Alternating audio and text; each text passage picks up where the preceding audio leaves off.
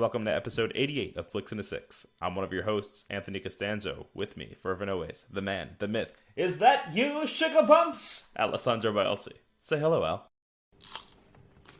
Is that a pickle? No. A cucumber? Entire cucumber, yeah. What is wrong with you? How you were so ready for that's why it was so quick to get on this recording, is you just really wanted to do this. I took too big of a bite. Okay, I just gotta be honest with you. I had, I like when I come up with a thing, I'm like, oh, this is gonna be the thing I'm gonna say to Anthony, it'll be funny, whatever. I went through that about 8 different times in the last 12 hours, and I could not choose between all of them, so I chose this. So you just went on full pickle Rick. Yeah. On this week's episode, we gear up for Far From Home, the Sonic train wreck continues, and we touch base on Seth Green's new film, along with other news and nuggets, all before diving into our flick of the week. But first, Al, what are we drinking? Before all of that, did it ever occur to you how wrong we got this, that episode 88 is 89 Batman? No, it's actually perfect, and the reason being is this is my birthday episode. We're doing Batman for the movie, and I was born in 88. So, I mean, realistically, it could only be a little bit better, and that is if I was born in 89. We should have gotten something for you for a birthday episode, because we had, the anniversary ale for me, that one, for my birthday this year. It's fine. This is great.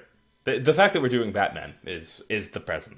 I know when I went to set up my notes, I typed episode 88, and I was like, I think it's 88. Went back and looked, I was like, yep, okay.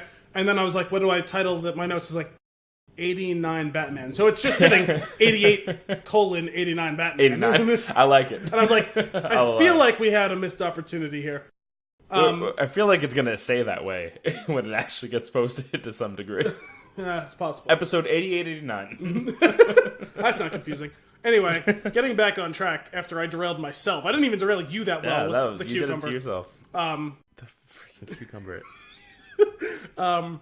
So this is you know what though, the audience didn't get to see it, and that's really what made it. Is I think you really wanted to do it. You had it maybe just slightly out of reach. It was an aggressive reach and grab for the cucumber. Well, no, I had it right in front of me, but I made sure it was out of the lens so that you couldn't see it. Got it. Okay, I thought you were gonna lunge out of the chair, and I didn't know what was happening. No, I was lunging forward so I could get as close to the microphone to get the crunch onto there, but still you would be able to see what I was doing. Not for anything. The crunch wasn't that loud, and I don't understand why. You did it in the microphone. The thing is, before we got on, I actually did a test run, and it came out fine, so... I mean, it probably wasn't... Mikey, can you crunch any louder? I still can't hear out of this one. I can still hear out of this one. I mean, it wasn't as... Well, the thing is, when you use my audio now, my audio comes in crystal clear on my side. I was playing back something when we were on a long break when something happened. Something happened a few weeks ago on your end, and I heard back the part that was sitting on my own. It was like, you could hear me shifting in my chair, because I'm sitting in a leather chair. And I'm like, the audience probably thinks I've been farting, and they don't even realize, I'm sitting in a leather chair. This is not intentional. No, you're installed in a leather chair. Correct. I have installed myself in this chair. Don't you gesture that pickle at me. What? This is not going to be a thing. What are we drinking? And see, I was just going to bring us back on track. We finally have returned to one of our favorite breweries. It may even be our favorite show brewery. It's Jack's Abbey. Craft This is the brewery of the show. Yeah, for sure. Well, I don't know. Newburgh has been pretty effectively the brewery of the show, though it's been a while. Well, for reasons that we won't get into, it's been a while, but it will make its glorious return eventually. Okay. I mean, we've done more of these, though. I think no. It's about neck and neck. Okay. So anyway, Jack's Abbey's Calyptra Session IPL. It features Calypso and Citra hops. Now, I'll just be honest about this. I've never heard of Calypso hops before, so that's kind of exciting. 45 IBUs, 4.9% alcohol by volume. I'm sorry, is there a whale behind you? No, those are the chairs moving upstairs. We have the barstool chairs. It's like in Finding Nemo. I'm just going to try to communicate with them. It's fine. I'm so used to hearing them that it doesn't even register in my mind that it's happening a lot of times. That's fair. This beer is hoppy and sessionable. Well, I guess we'll be the judges of that. That's right. And before we take a sip, it has the trademark hexagonal shapes on the beer. It's got the two-tone colors that it typically has in the cans, dark purple on top and light purple in the middle. It's got a, is that a hop butterfly on the logo? I think so. It looks that way. Yeah, it's definitely a hot body. I dig it. As I mentioned a couple weeks ago in the opening of the show, I haven't given a proper appreciation for the color purple. I appreciate this can.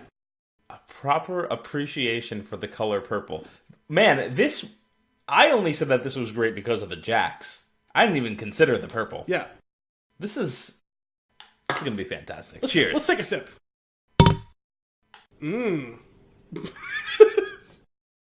Oh, that's good.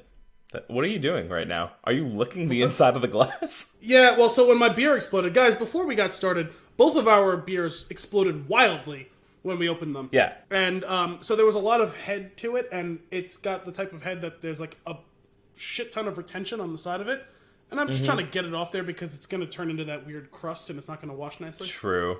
No, that's fair. This is interesting. I like it. It's got to be that Calypso hop in there because it's very fruity. Is that like... It kind of tastes like lavender. And I don't know if that's just because it's purple can and my brain is playing tricks on me, but I taste lavender. That might be psychosomatic. Or it could be these hops that we know nothing about. I don't know if it's because you just said it, but yeah, I could see some lavender to it. What is that? God. What is it what beer that we had that had lavender? Was it or no? Am I thinking of rosemary?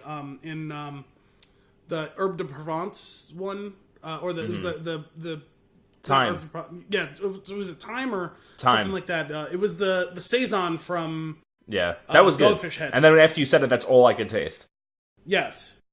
Yeah. No, this is. I think it's really fun though. I was very excited when you told me that you can taste it now because I love that when I swear to God, I'm not crazy.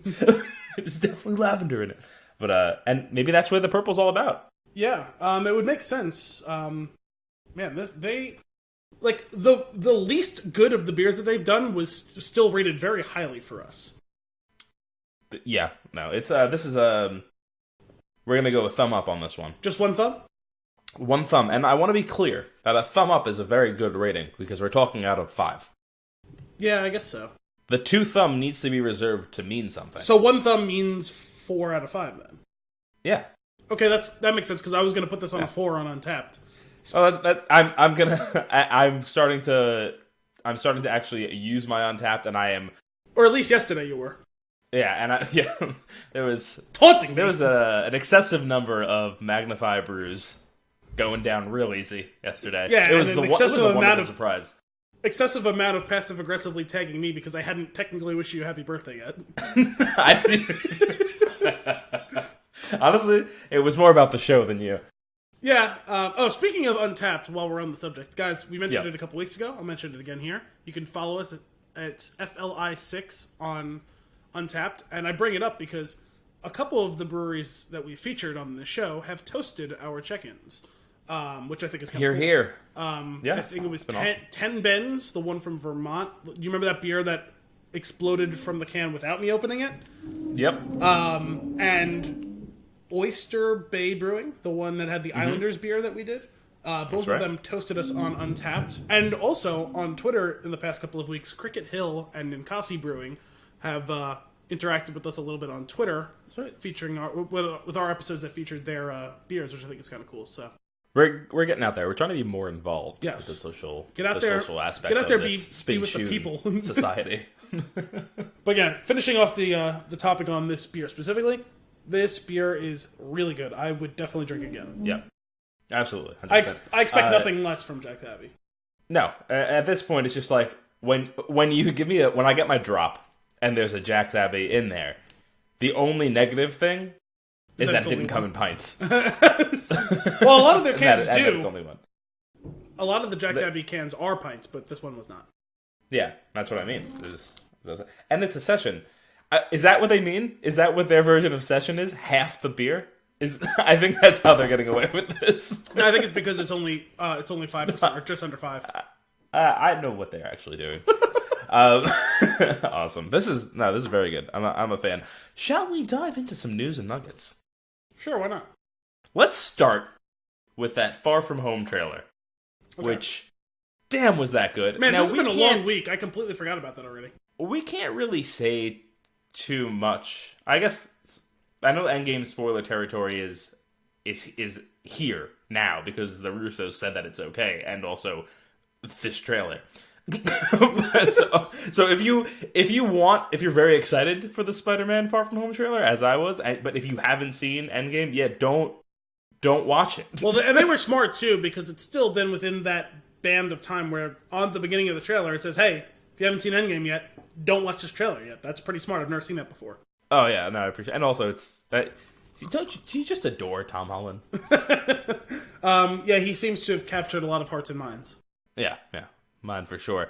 Man, it looks real good. It's not what I was expecting at all. I don't know what this whole team up jam is going to be. This Mysterio Nick Fury thing. I read some awesome rumors about like it's actually Skrull Nick Fury, and I don't know. It could be it could be interesting. I don't know. They could be two Mysterios. One could actually be good. One could be bad. Like it could be very cool. I think in the trailer we get information that there is a multiverse. Allegedly. So that could be interesting to see how that ties in with the MCU timeline. It might open the door for some weird crossover stuff, or it might be how they phase things in. What's very interesting to me about this is that Far From Home is actually the final movie in Phase 3, and I thought that it was the first movie of Phase 4. Me too, but I guess it makes sense considering it's going to be like a direct sequel to Endgame. Like it's going to pick up pretty quickly after. I guess that makes sense. Yeah, it does, but it's the side effect of that is that means that there's been no official announcement of movie or release date for any Phase 4. I have a note on that. That was one of my notes. It's a very short one, so I'll just stick it in here. What do you got? There is heavily rumored that the Phase 4, at least the beginning of it, will be fully announced in July. I think specifically July 20th. It's one of those big convention or expo things where they have it's private stuff, so like media has access, but all the stuff isn't released to the public at that time. But there's like the big thing at Hall H in whatever event that is that they have every year. I can't remember which event it is now. I think it's July 20th, and that's when it's but not confirmed. Comic-Con? No, I don't think so. It's all but confirmed. I actually don't know when that is. I think that's fall. Is that fall? I don't remember. It's been all but confirmed that that's when at least the next wave of them will be announced. They did announce this week the dates of the releases of the movies for Marvel for the next 3 or 4 years are all out there, but all of them are untitled. It's just the slot is like this will be a Marvel movie, and I think it's 2 of them in 2020. 2 of them in 2021, and then I think 3 a year in 2022 and 2023. Oh, nice. That's pretty dope. That's also, you know what? That's consummate professionals they are putting that information out. Because all it is really just like, hey, guys, when we put a movie out this weekend, you probably don't want to. So I'm just going to tell you now, here's when it's going to be. Yeah, I mean, and that's becoming a bigger and bigger game. I mean, it's been a thing for a long time now, since the inception of the modern blockbuster. But it's become a real strategic game now. And I'll actually have another note on that later, but I don't want to get too far away from this trailer talk and the Marvel talk specifically right now. But yeah, that's become like a real thing where it's like, okay, we have to make sure that we account for that movie is being released on that date. And you've seen some movies get shifted after they've already been put on the slate. So it's a real impact. It really means the life and death of some movies financially. Absolutely. There's been some rumbling that's possibly part of the reason why Long Shot did so poorly. What was the Long Shot? It was the Seth Rogen, Charlize Theron movie. Exactly. Because it came out the weekend after Endgame, I think. So that's you know what, that movie actually does look entertaining. Not jumping out of my seat to go see it. No, but I actually read relatively favorable reviews. So yeah, if it's unfortunate though, if it was out on the weekend that this was, I probably would have seen it. It's right now because like we're in prime movie going time where I'm at the movies once a week. You know what I mean? Like, and we got a run of them coming up with John Wick. There's something else. There's 2 back-to-back weeks. Oh yeah, Aladdin and John Wick are back-to-back weeks, right? I think so. Something else came out or is coming out. Detective Pikachu. Oh, that's what I was. I wasn't thinking of Aladdin. I was thinking of Detective Pikachu and John Wick were coming out back-to-back weeks. Yeah, but I think Detective Pikachu and Aladdin are the same day. Maybe it could be. I know that the embargo lifted, I think, on Aladdin. Or I know really? I was seeing like the recap. I was seeing the Twitter recap from the media premiere the other day. So I think it must be out today or tomorrow. Yeah, I think so. Excuse me. just gonna pause here. Do you have anything? Do we want to? Okay. I figured this is what I'm gonna do now. When I want to reset, I'm just gonna do that so that there's a complete blank spot in the recording, and I know where it is, and it makes it easier to just edit. That works for me.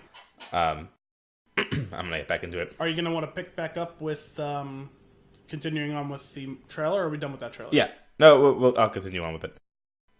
So aside from the trailer looking fantastic and me already being ridiculously hyped for that movie just because I love Tom Holland's Spider-Man and I love what they're doing with Spider-Man this time around, how about those Endgame earnings thus far?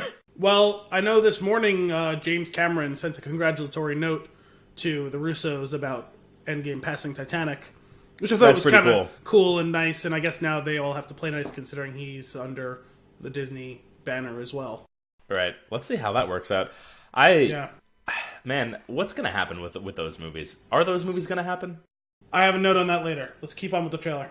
All right, we'll keep on with the trailer. So I had mentioned I haven't looked too far into it. I had mentioned the rumors that I've heard some Skrull Nick Fury. That sounds pretty cool. Somebody also mentioned that there was a potential Ben Mendelsohn in the background of a scene in a school, which could be interesting and could also lead to what we're talking about here, which would be great. More of him as that character, all for it. Oh, yeah. He absolutely killed it as that character. Just him in the doorway, drinking a milkshake. It's gold, Jerry. Absolutely. It's gold. But gold. Yeah, that's pretty much it I had on that trailer.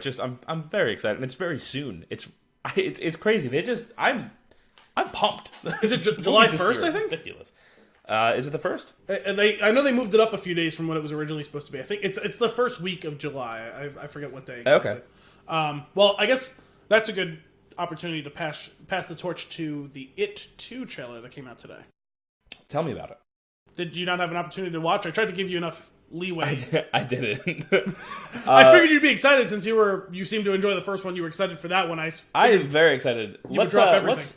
You know what we're gonna do? We're gonna do it live right now. Okay. We're gonna watch the It 2 trailer now. Yes, can I help you? I used to live here. Won't you come in? It's the least I can do. Is it like you remember? Don't go in there. Well, you feel free to look around while I get the water boiling. Your hair is a turbine. January embers. My heart burns that. No slow pan. Nope, don't want that. What the goddamn hell was that? Go. Now some music. I do apologize. Oh my god, this new age of horror with the abrupt running around. Oh, there's more of it, don't worry. It's fine. But you feel like you could just about die. But you know what they say about Derry.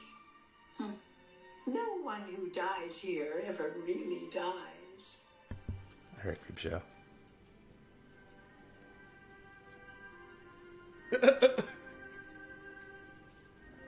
Nope, don't like this at all. What the hell was that? Strange. Strange? Oh my. I had some cookies in the oven before you came. It's him. Right there. I shouldn't impose. I'm gonna... No, I insist. Your photos are lovely, Miss Kirsch. Are these your family? My father came to this country with $14 in his pocket. What did he do, Mrs. Kirsch? Pay close attention. My father joined the circus.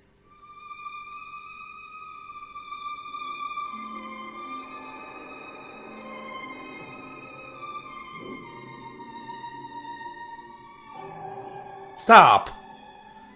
No. I was always Daddy's little girl. What about you? Are you still his little girl, Beverly? It's too dark. Are you? What's happening? No. It's me and the Losers Club is officially begun. No! We can do this, but we have to stick together.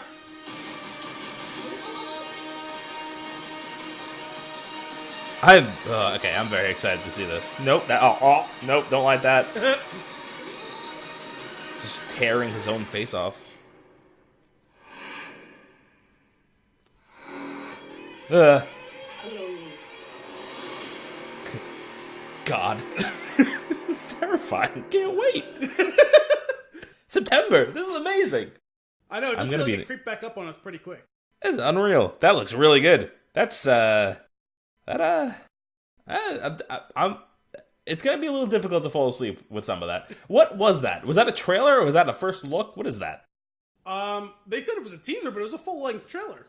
It was a full-length trailer with like an actual segment. Was that? Oh, I wonder. You said they said it was a teaser. Yeah. So I wonder if that's just a tone piece and that's not actually part of it. I'm sure it's gotta be. We'll see, I guess. Why would they shoot It was a the lot. lengths of shooting all? Because it's so good. Like, Yeah. that was really good. Yeah, no, it was. That's what I'm saying. Why wouldn't they include that in the movie?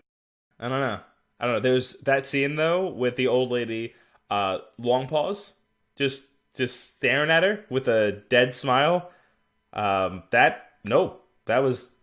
That's the worst thing that happened in that trailer. That was horrifying. Two things. One, horrifying. Two, was that purposely meant to be like a bastardization of the Mark Hamill line, considering how great it's been both in The Last Jedi and the trailer? The nobody's ever really gone. Nobody who dies in Derry ever really dies. I don't It felt know. like it was kind of like a response to that line. I would agree with that. That was that's good. I'm excited. That's gonna be a good one. That was pretty creepy. I'll probably rewatch the first one beforehand just to get reacquainted with it again. It's one of those things, like, I don't really need to see a horror movie more than once. No, But I really did enjoy that movie. I thought it was a good movie overall. yeah, I agree. I think that showed through in our review of that. Yeah, movie. for sure. Yeah, it was well done.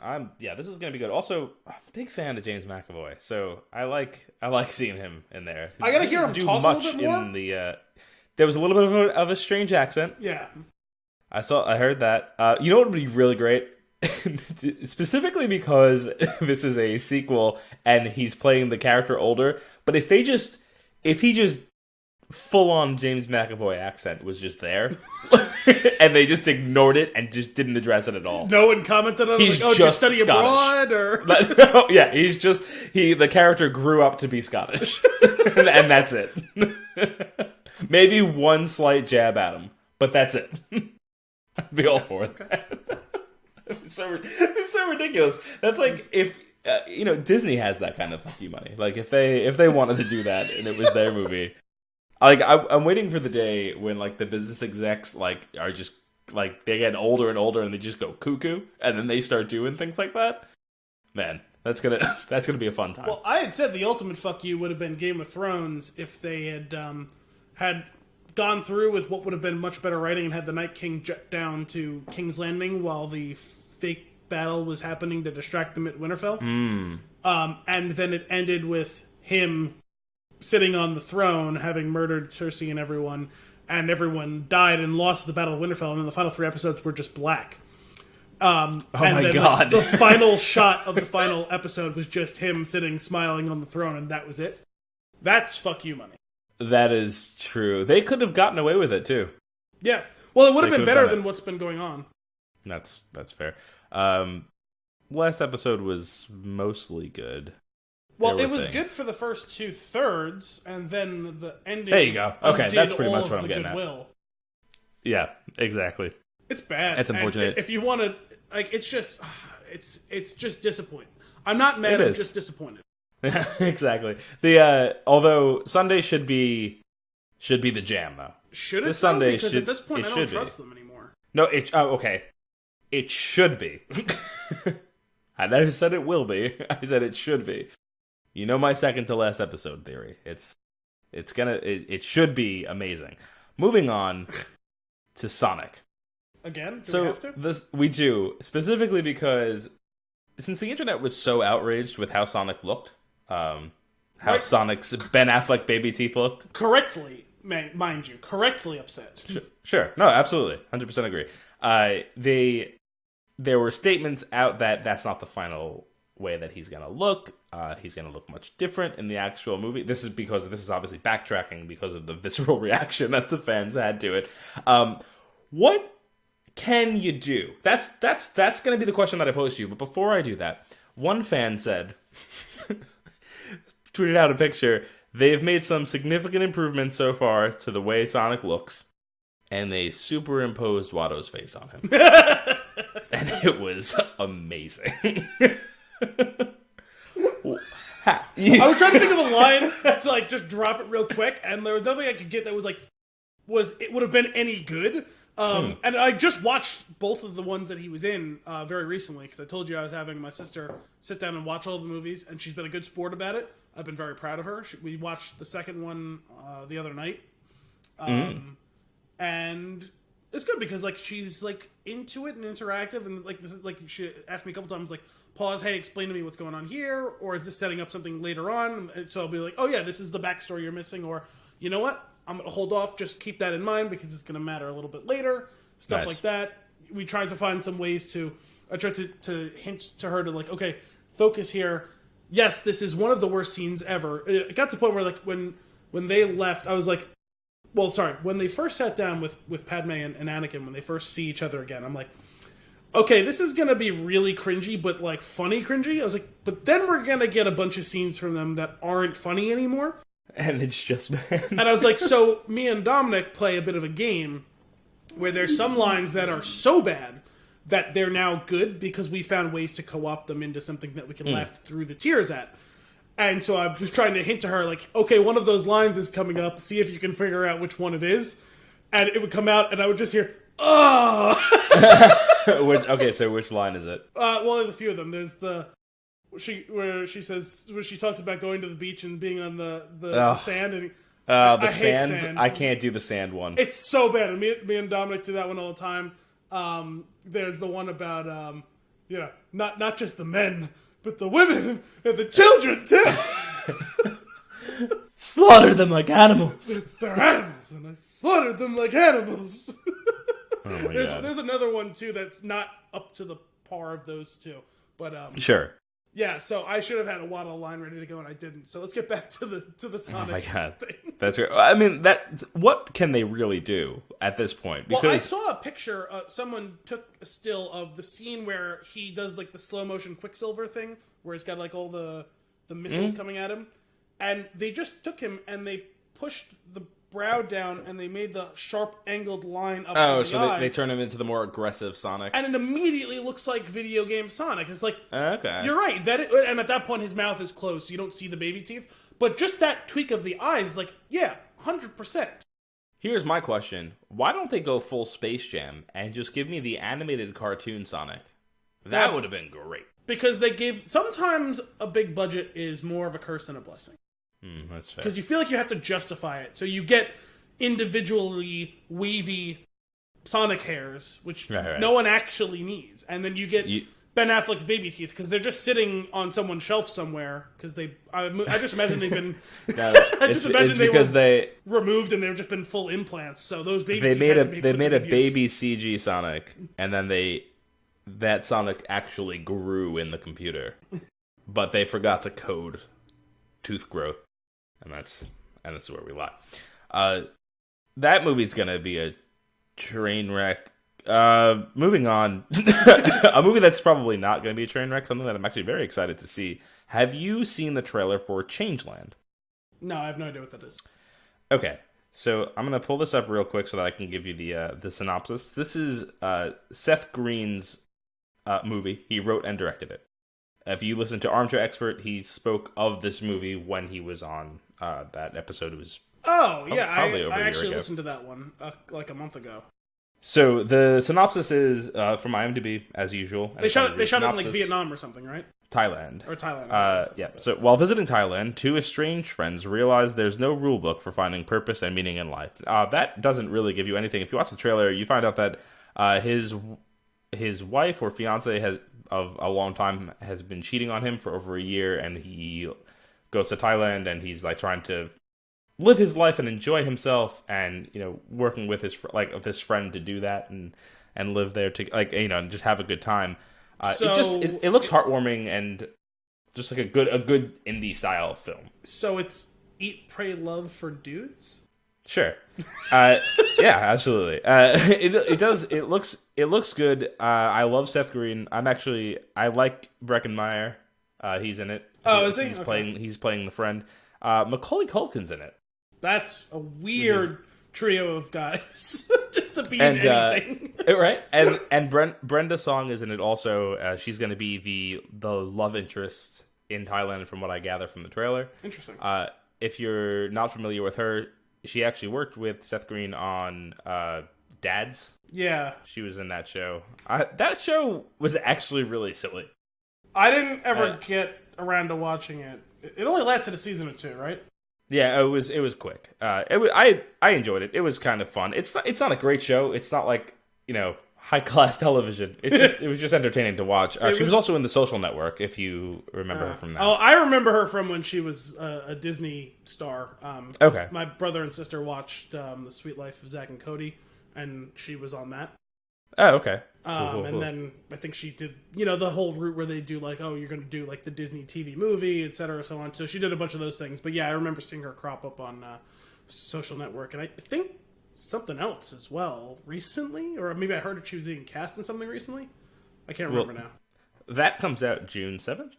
So I'm going to make that part of the show. That looks good. I will see it. I like Seth Green. I've always been a fan. Yeah, same. Cool. Those are my 3 news nuggets notes, so why don't you take it away? I have 2 other things. Do you want movie news or beer news? You know what? Let me just pause you right here. I love when you give me choices. It feels like a choose your own adventure book. Like, it feels like Goosebumps back in the 90s. Yeah. I got that glittery cover book with the purple alligator on it. You know what I'm talking about? And I finished that book in 4 pages. Wow. It said, I was reading through it. It was like, do you want to go to the creepy theme park? And I said, no. And it brought me to probably the single happy ending where I'm alive. My friends think I'm a wuss, but they're probably all dead now. Anyway, choosing my own adventure. So, what were my options? Your options were movie news or beer news. Let's go beer news. Okay. Probably a wise choice. The headline, maker of Sam Adams beer to buy Dogfish Head Brewery for about $300 million. Dang. The Boston Beer Company is the maker of Sam Adams, has agreed to acquire craft beer maker Dogfish Head Brewery for about $300 million. The company's announced Thursday afternoon. Dogfish Head will receive 406,000 shares of Boston Beer based on a share price of $314.60 and $173 million in cash, with most of the cash going to Dogfish Head's investors. In total, that makes a payment of $300.7 million. Dogfish Head co-founders Sam and Mariah Calagione are taking substantially all of their payment in the form of Boston Beer stock and will become the second largest non-institutional holders of the stock behind Boston Beer founder Jim Koch. Sam Calagione will join the Boston Beer board, and Dogfish Head's nearly 400 workers will be absorbed into the company. This merger better positions Dogfish Head and our co-workers to continue growing. Boston Beer chief executive Dave Berwick will lead the combined company. Boston Beer said Dogfish Head expects to collect revenue of $110 million to $120 million in 2019. Boston Beer stock went up 0.1% after hours trading Thursday after the merger plan was announced. Thoughts? Where was this from? This is on Market Watch. This was published tonight, like it was at like 5 p.m. I've never been. It's funny. I've never been a huge fan of Dogfish Head. I feel like if I was a big fan of it, I'd probably be like, oh. Okay, because I'm a pretty big fan, and my brother's a really big fan. And I know your brother loves their beer. That was kind of my response. I don't love these sorts of things. It's not the same as like a Budweiser or whatever buying it, but Mm-hmm. I don't. And it does seem like it's a merger more than just an out and out acquisition. So there's vested interest in them staying good instead of just staying profitable. So that's a plus. But I don't love. I'm not a big like death to the corporation and all that stuff. I think there's pros and cons to all that stuff. I'm a fan of capitalism and all that. We don't need to get into a politics or economics discussion. But when it comes to beer stuff specifically, I generally prefer that the craft breweries, even a big one like Dogfish Head, even one that barely fits the qualification like Boston Beer Company, I don't love when they get kind of quote-unquote too big for their britches, aka selling out to a larger company. So I just kind of cringe a little when I see this sort of thing. It's not the end of the world. I'm sure they'll still make good beer. I'll still enjoy it. I visited Dogfish Head when I was in Delaware a couple of years ago. It was a cool time. I liked the place a lot. I really like a lot of their beers. They have a million of them, and some of them are too expensive, but they make really good beer, and they clearly have a passion for it, and the people who've gone through there working it have popped up in other craft breweries and opened them themselves. They are a excellent feeder program to other craft breweries popping up and making really good beer. So there is a lot of positives to that place. Right. No, I mean, I guess the best case scenario could be that Dogfish continues to make their beer that people love, and it just gets, they get more backing and they can distribute further. Like that's the best case scenario. They continue to be themselves with the monetary benefits of being part of something much larger. The drawback could be there's the straight trash corporation beers like Budweiser and Coors, and the closer you get to that, you like it could just become garbage, and that would be the concern, right? And I know actually I have nothing against Sam Adams. I like their stuff. Yeah. But it is kind of funny. You go into any place that has beer on tap, and it's like you will see Bud, Coors, and Boston Lager, right? And that one kind of does fit to me in like the vein of like I don't actually want to drink that. It's just I mean, like if you give me a choice of those, I'm going to choose Sam Adams 10 out of 10 times over those three. Yeah. Yes. I think it's legitimately good beer, and I'm not a big like plain lager guy, but I like that one well enough because I think there actually is some character to it that I don't find from even some of the really good German. Even though I can appreciate from a craft standpoint what those Germans are, it's just not the flavor that I prefer, generally speaking. Sure. But yeah, Sam Adams already flirts with the line of full commercial as opposed to craft. That's what I'm getting at. Yeah. Because I remember when we were at Dogfish Head, they talked about what they were in size and scope in relation to Sam, which is the biggest craft one, I think, or at least it was as of that couple of years ago. Right. And the thresholds to be considered continue to be now. Yeah, the threshold for to be craft are, I think it had to be under 6 million barrels per year production, and ownership stake had to be no more than 49% by institutions. Okay. So, and as they said, like the majority holding is by what's his name, Jim Koch, and now the second highest non-institutional holder will be the owners or the founders of Dogfish Head. Right. But they still have a substantial holding that's because it's publicly traded, Boston Beer Company. But I don't know. It's probably not the end of the world, but it always makes me give it some side eye when I see this sort of thing happen. Yeah, you just gotta go. And as far as the argument you were saying about distribution and increased money and all that, when I was there just a couple of years ago, it was 2 years ago, I think. They were just getting done or about to be done a full additional production line. Like they were going to be like tripling their output over the next couple of years. So I don't think that was really a concern. Yeah. Huh. That's interesting then. I mean, I'm sure for them the money's good. Yeah.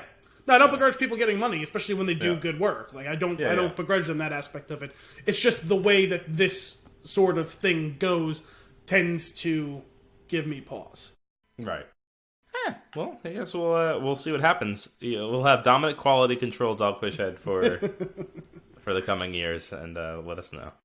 All right, so give me that sweet movie news. Okay, did you see this week that Disney gave out its slate of movies coming through 2025? All its major releases. Did you see that? No. Okay, so their major releases they put on the board.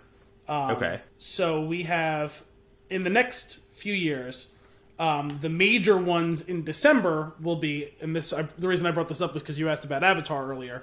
Avatar 2 has officially been pushed back 1 year under this plan to be released December 17th of 2021.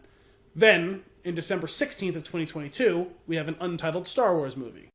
Okay. Then December 22nd of 2023, we have Avatar 3. Then December 20th of 2024, untitled Star Wars movie. And then so on and so forth through December of 2027. Every year will alternate between an Avatar or Star Wars. Okay. Cool. I guess that actually means it'll happen. Yes, and that's why I said hold off until later. We'll talk about it. And they also mentioned a few other things here. The Gambit movie, long gestating, has officially been killed. Okay. That's probably a good thing. The animated film Spies in Disguise has been bumped to Christmas of this year. What? Call of the Wild, starring Harrison Ford, has been moved to February of next year. Did he get hit by a door again? Sorry. It's sensitive. Yeah, he broke his leg, man. Free Guy, the Ryan Reynolds, Sean Levy video game movie is coming out in July 3rd of 2020. A Bob's Burgers movie is coming July 17th of 2020. Both of those had been previously announced. Nimona, based on Noelle Stevenson's webcomic, has been moved a year to March 3rd, 2021. The new Indiana Jones project is still scheduled for July 9th, 2021. Okay. So yeah, that's a lot of stuff from Disney. That is a lot. That is indeed a lot. I think I'm curious. I'm very curious of what's going to happen. Like at this point, it's so weird to me to get an Avatar sequel at this point. Yeah, well, that will have officially been over 12 years. That's ridiculous. Yeah, like 12 and a half years, basically. That's, oh my god. I mean, why not? It was 12 years between Titanic and Avatar, so. True. I don't know. It's not going to have the same, waiting that many years for Star Wars. Great, right? When it comes back, it's like, holy shit. Well, we've talked about that for a while now, that we wouldn't mind a bit of a break from between 2019 and the next release, especially a break for the numbered saga, which technically it sounds like this is the end of it. What I imagine that will mean is it's the end of the Skywalker specific saga, because I'm sure eventually they'd like to revisit it down the line. But I figured it was going to be, especially since nothing is currently being filmed, we were going to get at least a 2-year break. We got The Mandalorian to occupy ourselves. We have Star Wars Resistance, if that's your thing. Right. And I'm sure we'll see one or two other things that might pop up between now and then. Oh, and the final season of the Clone Wars is coming back as well at some time in the future. So 3 years seems like a perfectly reasonable amount of time for me to wait for a Star Wars movie. I'm totally good with 3 years. I don't want to have to wait 10 years again. You know what I mean? Right. No, for sure. That's fair. And then we'll get one every other year. That sounds like a great... I think they would have been fine just sticking to the once-a-year thing, and they pushed it, and they've admitted that was the wrong thing to do. And, okay, no big deal. We made our mistake. We've learned from it, and we're moving on. I'm good with that. What I'm curious about, though, is you're coming at us with when you're coming at us with a Star Wars, and you're going to say, okay, every 2 years for the next... 6, you're gonna get a numbered entry. That's what happened, right? We got 7, 8, 9. Great, awesome, very cool. Yeah, 15, 17, 19. You're talking about something very popular. There's no way, there's under no circumstances were those movies not going to be pulling in a boatload of money, right? Mm-hmm. It's just it was the safest. Even if the movie was hot trash, it would have still made a crap load of money because of what it is. Banking on. I'm sorry, it was 3 Avatar sequels? 4. 2? 4? Okay. Yes, the fifth one will come out December 17th of 2027. Banking on 4 Avatar 18 sequels. 18 years after the first one. That's what concerns me, is they don't know. the first Avatar movie made a crap load of money because it was a feat in technical engineering, the way that movie looked, the way things felt. The movie's not story-wise, it's not a great movie. It's adult Pocahontas. Yeah, and I'm entertained by it. I think it's fun, but it's not a great movie. And it was very technically impressive when it came out, and that's, I think, was part of the draw. It was it was an event, really, when you saw it. It was like this crazy experience. And I don't know how that's going to translate to 4 more entries into the series of something that doesn't necessarily have the best story. And what I don't know that there's that rabid of a fan. Like, if the sequel fails, are they still gonna go? Well, I think at this point the rest of the series is kind of too big to fail, because remember, much like Lord of the Rings, they shot these things all back to back. So it's a sunk cost. You have to release them because you need to make back. I guess some of the movie, like the money you spent on it. Like, they're going to spend years on some of the CGI specific things, but they will have the principal photography is or will already have been done by that time. Well, it's very interesting because I'm like confident in Disney, right? I'm like, oh, you're gonna make a thing, I'm probably gonna love it. Like, they have not gotten it wrong for me, and I'm questioning this. But this isn't what you have to remember with this is this was started under the banner of Fox. Right. So this was a big chunk of that acquisition of Fox by Disney. So they have a vested interest in this thing succeeding. So knowing that they have gotten so many things correct with their creative arms for the last few years, I expect them to, at bare minimum, churn out quality products. Sure. And to your point, I agree, totally agree, with the question of whether or not there is a big market for this thing. But what I will say is a lot of people were kind of questioning Avatar itself when it was coming out. Like, why have we been waiting 12 years for James Cameron to do this thing? And he was literally inventing the technology to make that movie. Right. And again, 12 years, I expect that a lot of that will be going on. So when we say, I don't know what it is that it can sell me on, it can be one of two. It can be two pillars that will be built on. One, hey, we realized that the story was fairly simplistic. We're going to go do new, bigger things. And we've been spending all this time building more new technology you've never seen before. Again. Right. And because I have to imagine that would be the only reason why it's taken this long. Right. If you give us this movie, and there's a very real possibility that when we see this movie, that it is indistinguishable that it is CG, and it will look and feel practical. That is probably the thing that you can do is blur that line so much that you can't see it anymore. And if they can pull that off, that might be why it took so long. Maybe they are working on some new crazy shit for this. Because as you said, it was so groundbreaking the last time around. Mm-hmm. And if you want to say, I need to have something to trust, I trust that James Cameron will do it again because he did a pretty bang-up job of it last time. Yeah, I remember being in one of my, I think it was computer graphic. It wasn't like a graphics course. It was like how graphics work within a computer. Okay. Like how visual display works and how it goes from the card to the screen and all that. And this was one of my few professors in college that I actually adored. I thought everything that he taught, like I was like on bated breath, like waiting for him, like with everything that he said. It was he was so fascinating to me. This was I think I might have mentioned part of the story before, where this was the guy that explained. He tells us so many stories of his career and how and the things that they've built and like where things went wrong and how like they adjusted and all this stuff. And he's like, when we made the mouse, and I was just like, I'm sorry, what? So and that kind of cool. And he was talking about his son was also very smart, very into computers, like very into tech. And he was telling us about how his son is working on these cameras for some James Cameron movie. And like that was really awesome. Yeah, what it ended up becoming, and like it was a spectacle when it came out. Like I said, it was just unreal. But that was a thing that we knew early on that was being developed and worked on to build that out. So I don't know any of that information right now about these new ones. So I'm curious to see where it goes. And like I said, it'll probably be fine. It'll probably be great. With under Disney's guidance, it will succeed. But it's the first thing in a while where I'm not from them that I've not just been like, oh, it'll be fine. It's them. I'm just like, how are they going to pull this one off? Well, I guess I think that also probably is built into why it's getting pushed back a year. Is Disney's like, okay, we're getting on board with this. Right. Let us get our clout behind what you're doing, and let's make sure, considering how much money you've already put into this, that we get it right. Yeah. Yeah. We'll see what happens. I am definitely intrigued. I'm very curious where this is going to go. Yeah. Awesome. Any other news and notes? Yeah, we'll save it for next week. No big deal. So we're diving into our flick of the week? Let's do it.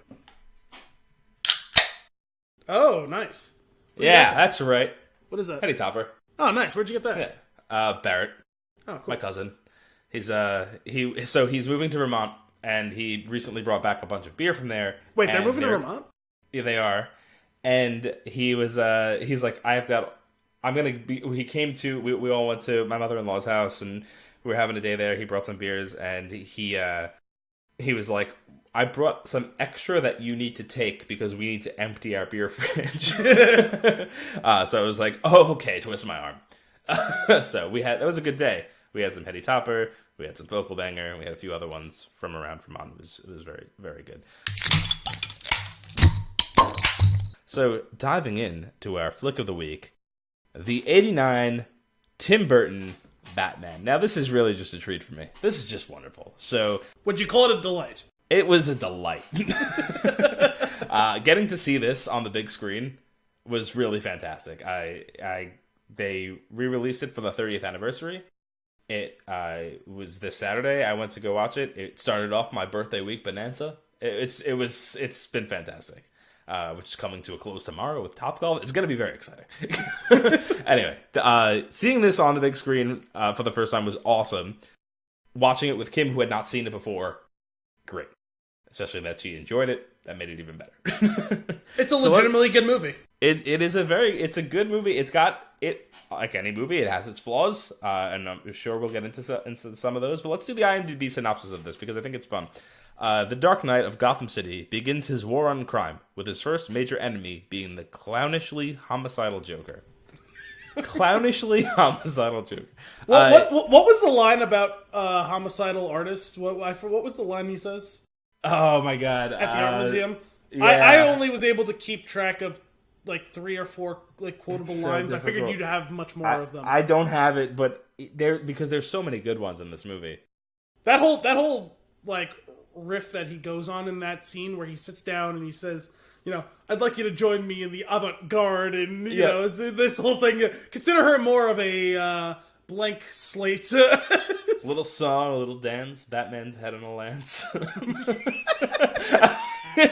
This, you know what? Let's dive right in. Let's just because otherwise we're just going to be like beating around it for too long. But the Joker is Jack Nicholson's Joker gives birth to the Joker that we know today. The first time on screen that we see the Joker that we all recognize now. The Clown Prince of Crime? The Clown Prince of Crime, yes.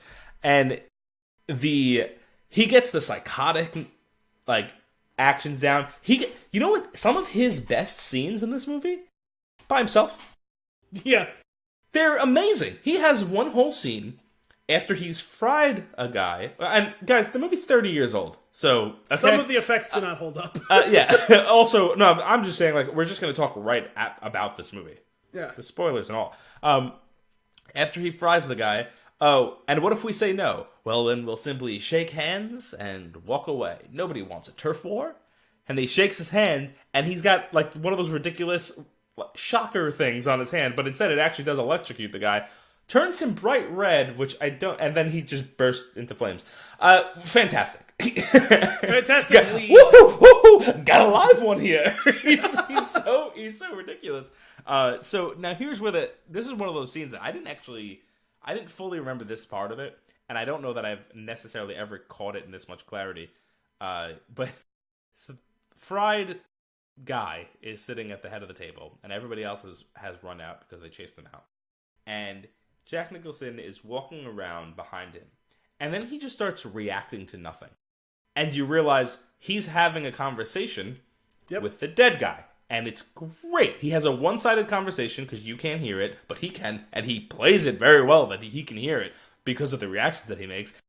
I should grease them all right now? You're one sick son of a bitch. And then he fixes his tie. Yeah. Oh my god. Jack Nicholson is having a damn good time in this movie. Yeah, and it's funny too, because I'm like, I mean, on the one hand, you could tell he's fully like into this role, but at that time, you didn't know that this sort of movie could work. And no.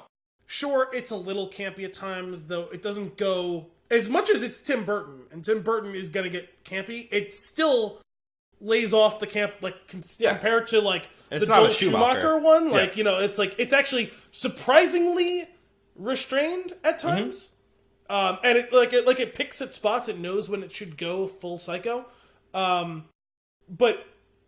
At that time, you didn't know that a movie like this could work, because really the only forerunner to this was the Reeves Superman movies, which are distinctly different types of movies. Oh, absolutely. Those are more like superhero serials, you know what I mean? Yeah. This actually, and I've seen a lot of this movie in the past, but not since I was very young, and I don't think I've ever seen it all the way through, and I haven't seen any of it other than like the odd clip or two in a very long time. But this movie works so well because in a lot of ways, it holds up to the thing that you and I have been pushing for a couple of years now, where it's not really a superhero movie, at least not all the time. No. It's like an old school noir movie. Yes. With Batman and the Joker in a weird, anachronistic late 1980s / also the 1930s like vibe and tone, which, works and doesn't work at times. You know what the thing it reminded me of while watching it a lot of was Archer. Okay. From the first couple seasons of the show, where it's clearly modern day because like they have like GPS satellites and like cell phones and all this sort of stuff.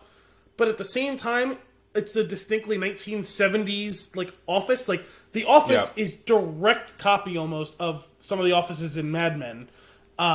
And like they have like the old school like readouts of like computers and stuff like that, and like the cars are old, and the same thing in this. Like they're driving like 1940s cars, but like he's got like a normal like TV and computer from the late 1980s. Oh my god, it's so funny. It is this movie. I don't think you can argue. Like it paves the way for the comic book movies that we have today. I didn't realize quite how revolutionary this movie was, even though it definitely has some very distinct hallmarks of the late 80s movies. Absolutely. And some very distinct hallmarks of that era of Burton filmmaking. Right. Like I said, it paved the way for what we have today, but it also, with those things that it had, those drawbacks, that's the direction that they unfortunately went in for a bit before we came back to what we have now. Yeah, they doubled down on the wrong parts of it. Right. And I think even more so, thinking about this, looking at this movie, looking at the character, this is the first, so, like, again, a lot of first time on screen for getting this right. Getting the Dark Knight right, though I will arguably, they get him the most wrong, probably, and we'll get into some of that. Some of it, yeah. I've got that. The Joker is the one that is amazing to me, and is how well they got the Joker, and how amazing he plays that part and pulls off the psychopath that I know and love from the comics, from growing up, from the cartoon. This was the first one that was on screen doing it that way. Well, and that was the point that I was actually starting to get to, and I kind of distracted myself with a rabbit hole. I'm surprised that the level of buy-in that Jack Nicholson had for a movie that there's no reason for it to work the way it does at that point in our history. Right. I was surprised that it wasn't a more cynical take by the actor. And instead, he leans into it and goes completely overboard even at times. And it's to his credit for the most part. I was surprised because there's times where he could have just been like, guys, what the fuck are we doing here? Like, really?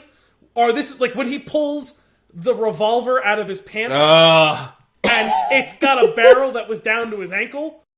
Like, I don't understand how he does that scene. You know what I mean? And there's a couple other things like that, like the thing like you were just talking about, electroshocking the guy to death. Like I have to imagine when they were shooting that scene, like he's like, guys, come on, right.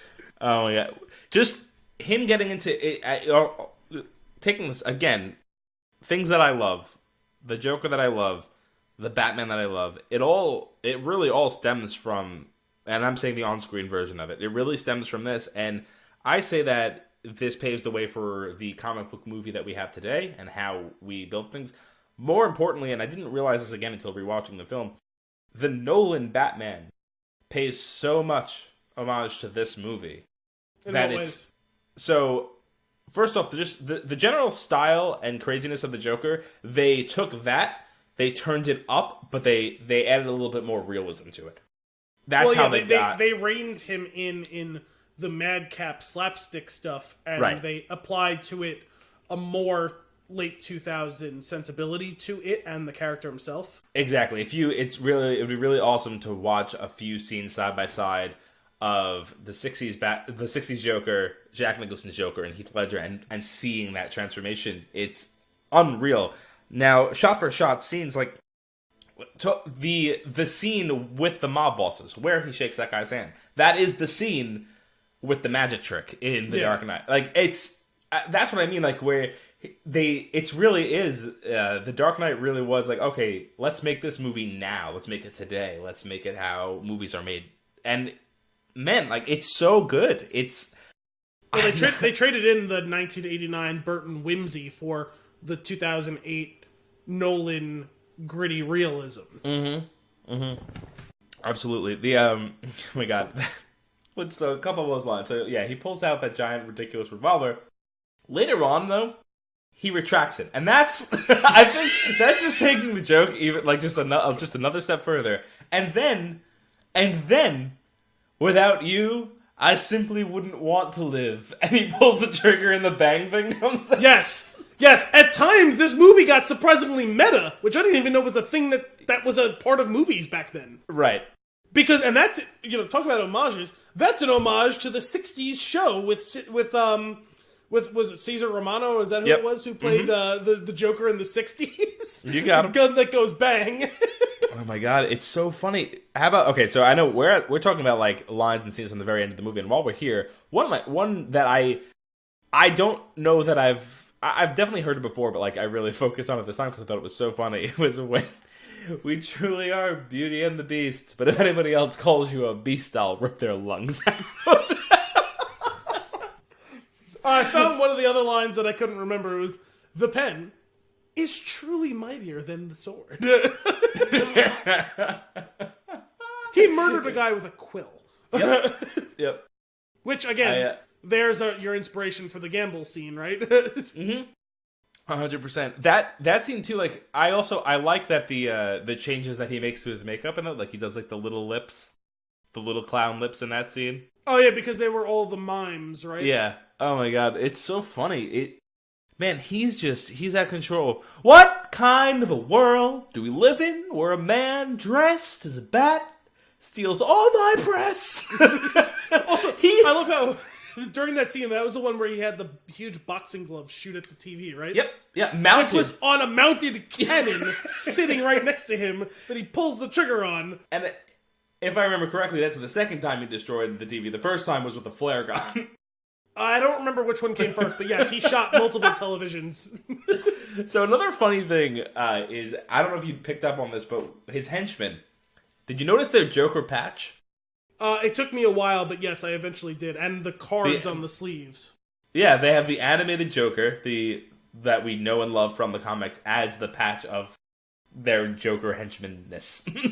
Yeah. I think it was really funny. That's a fun thing to pepper into the costume design. Right?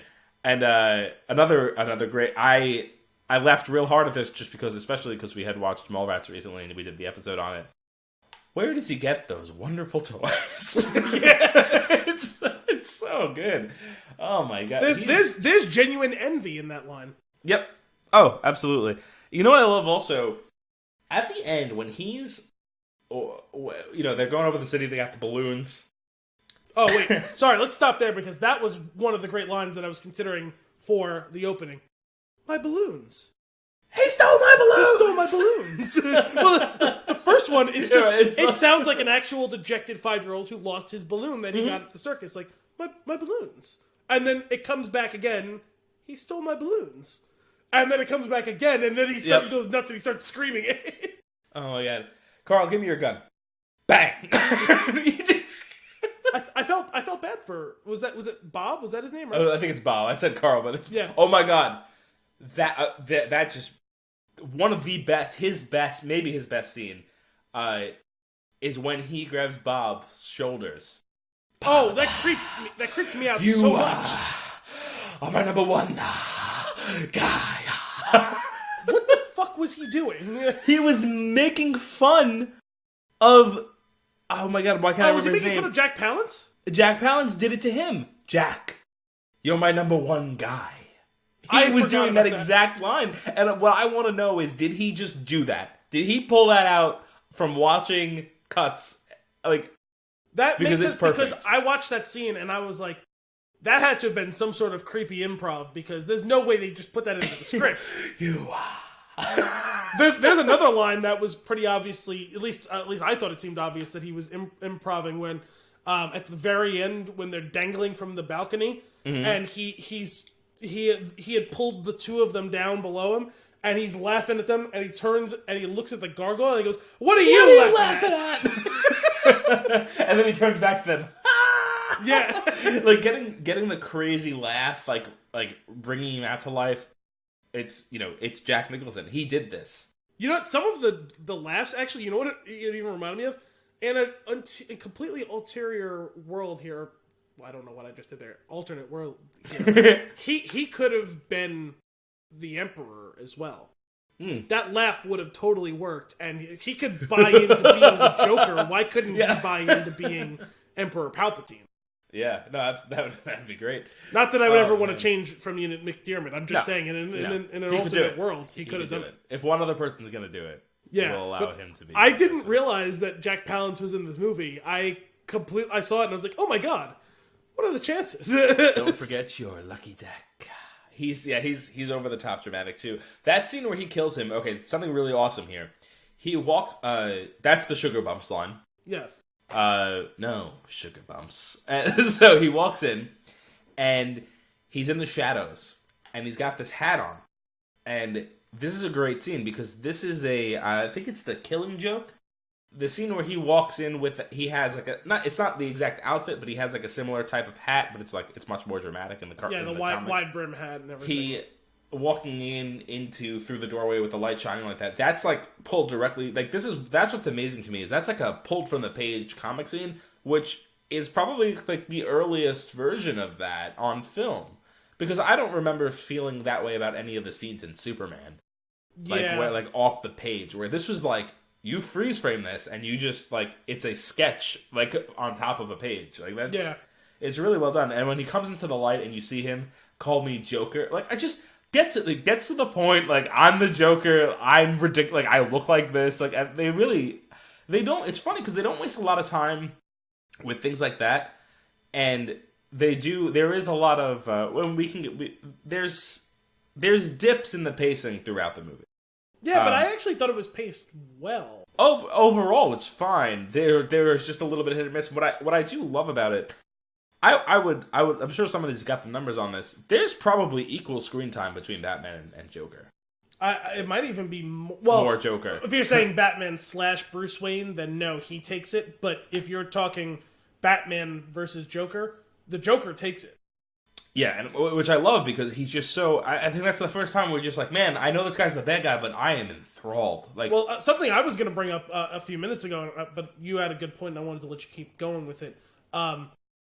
Back to what I was saying about getting things right well before these sorts of movies became popular, and by doing things that weren't just, this is a superhero movie, they got it right even before any of the things we've credited with. They don't do an origin story for Batman, really. This isn't an origin story for Batman, it's an origin story for Joker.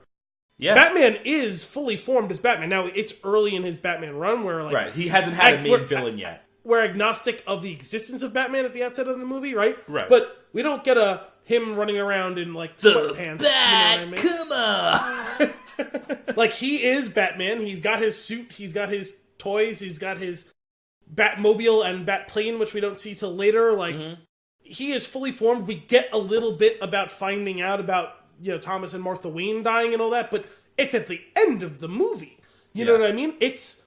I really liked and respected that, and that was a creative risk for back then. Oh, absolutely. Just assuming everyone knows the backstory of Batman. But the thing is, how the fuck have we gotten backwards on that? Why do we have to do origins now, like, drawn out? Like, and I like Batman Begins. It's a really good movie, but in hindsight, have a little faith in your audience. You know what I mean? What's amazing about it to me is that not only did they do that, what you're saying, he's fully established at the onset of the movie.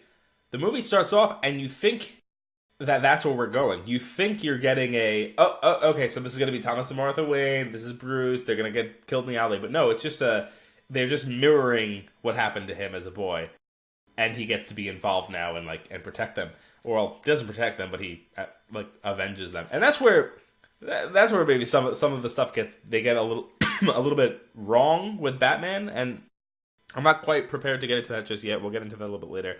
But I loved that. What I found interesting about not doing the origin story, which I love, is that the mistake is that they don't know Bruce Wayne's history. That's weird.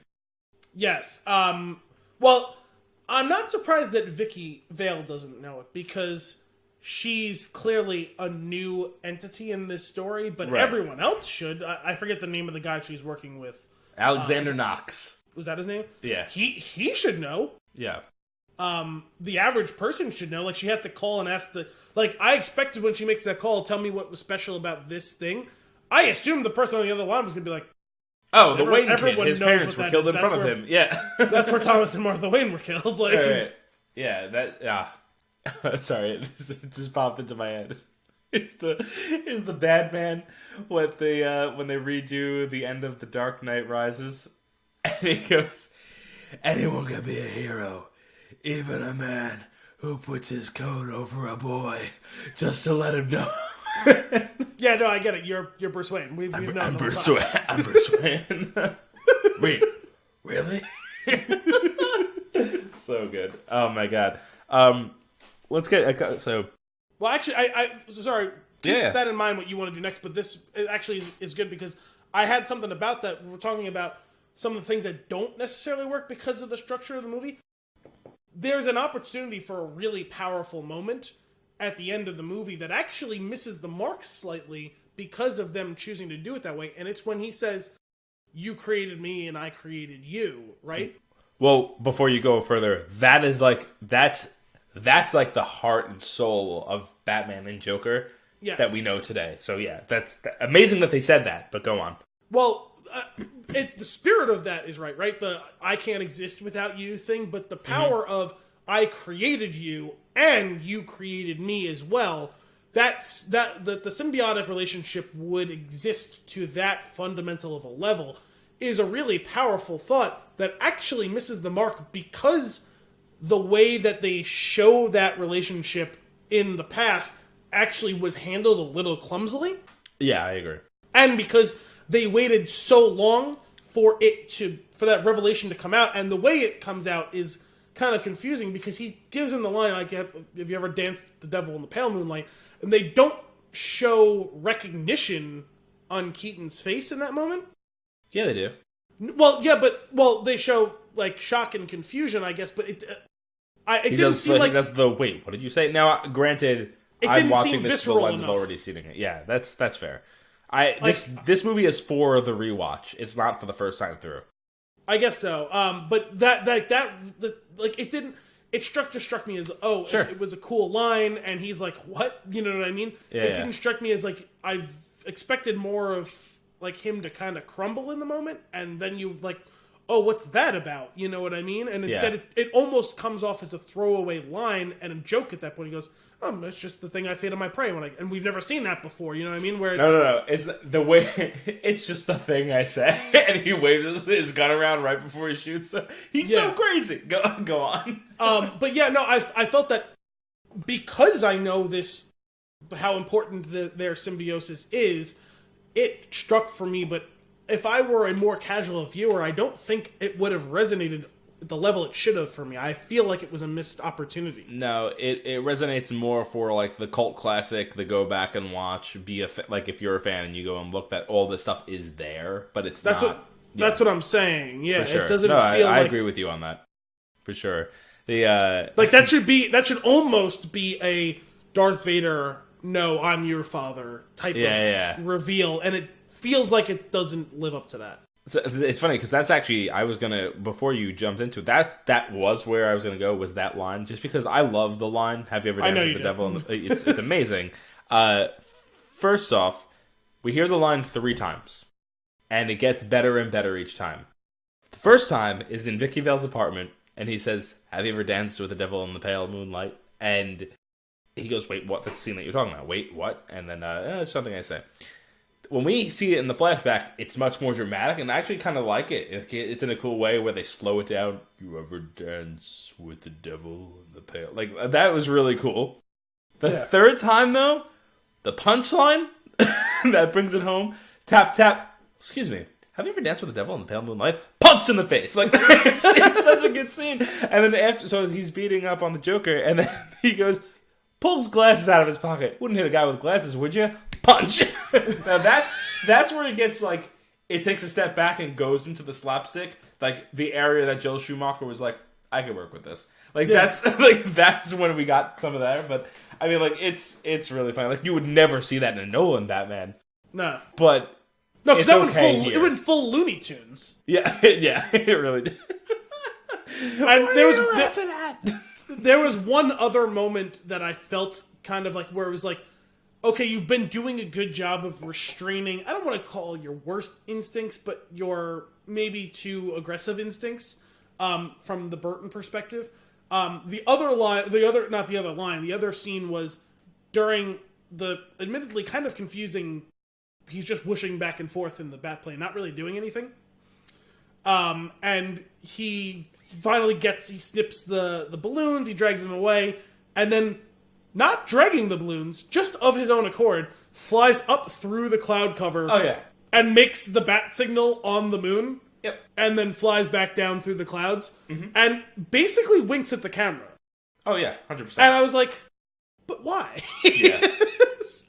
Like, it would have been one thing if he was soaring up and out with the balloons and he just happened to turn as he was doing it, and they made that insignia for just a second, and then if you make the connection rather than they make it for you. Like, it felt very much force-fed to me, and it's like, you've been doing so well. Yeah. Some of that stuff is silly and unnecessary, but it's... oh my god, I love this movie so much. Like, it's not offensive, it's just like, it was just a little immersion. That's probably that's part of the movie where the pacing slows down for a bit. Yeah. It's like, we don't Which need is weird this because shit. it's in the middle of what should be a big right. scene. Mm-hmm. Like, the stakes are pretty high at that moment, like, people are being poisoned to death. Speaking of the stakes being pretty high, Batman straight up kills people in this movie. I'm glad you brought that up, because I was thinking about that too during this, and it made me think of that idiocy we mentioned a few weeks ago with the Daniel Snyder thing. No, Zack Snyder, Ron Snyder. You okay? Was it because I said that, or did you just choke on a beer? You said that. Was that on purpose? No. I thought you were just trying to be as disrespectful as possible.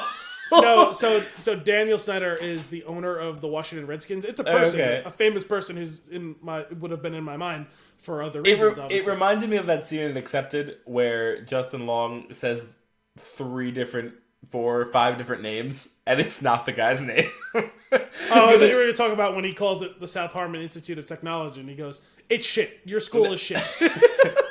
No, a lot of anti-Semitism, but under the rug. That line where he's... Oh my god, he's just tearing that guy to shreds, but he's too smart for him. It's so good. Yeah, it was no, it was just a Freudian slip. When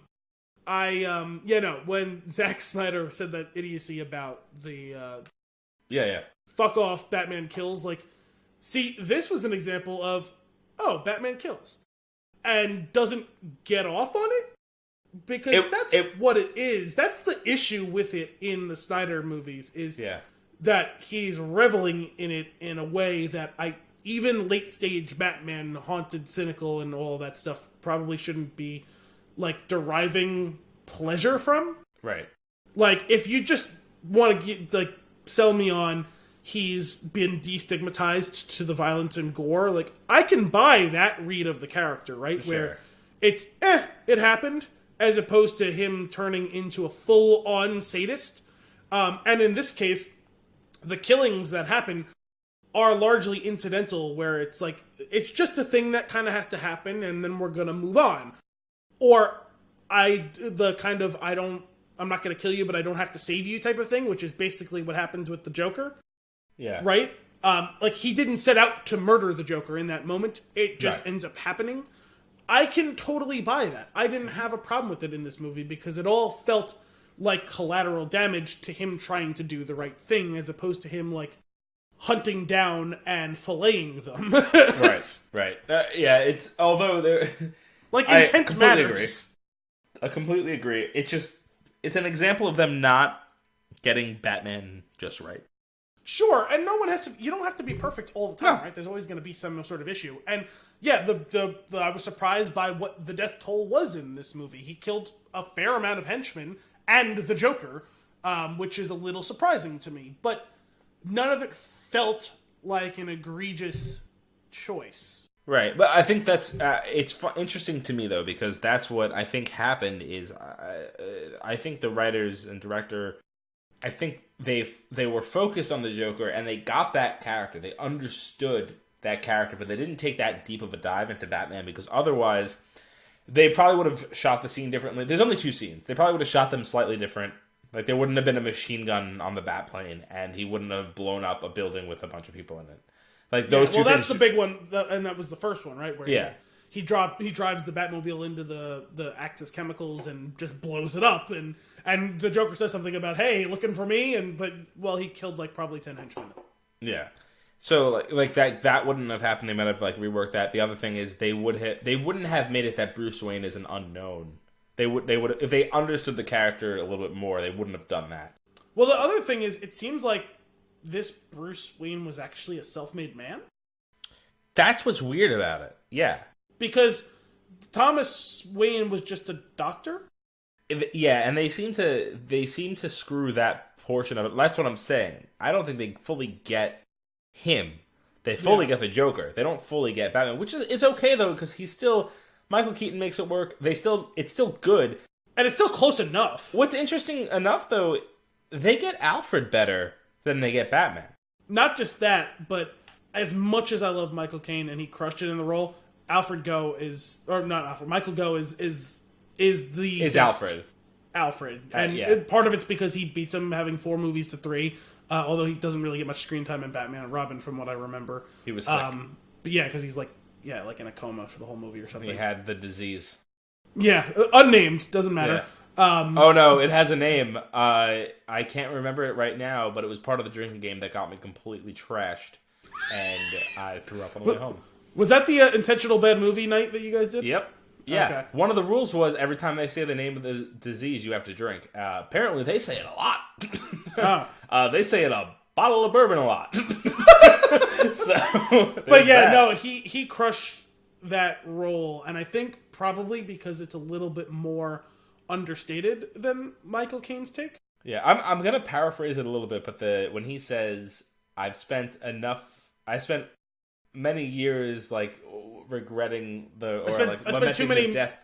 I spent too many years mourning the death of my friends, and I don't want to spend any more mourning their son or something like that, or their child or something like that. Yeah, and it's much more eloquently said, and it's written way better. But it's a great line, in that moment though, in the moment when Vicky Vale, Bruce, and him are having dinner, they get Alfred so well.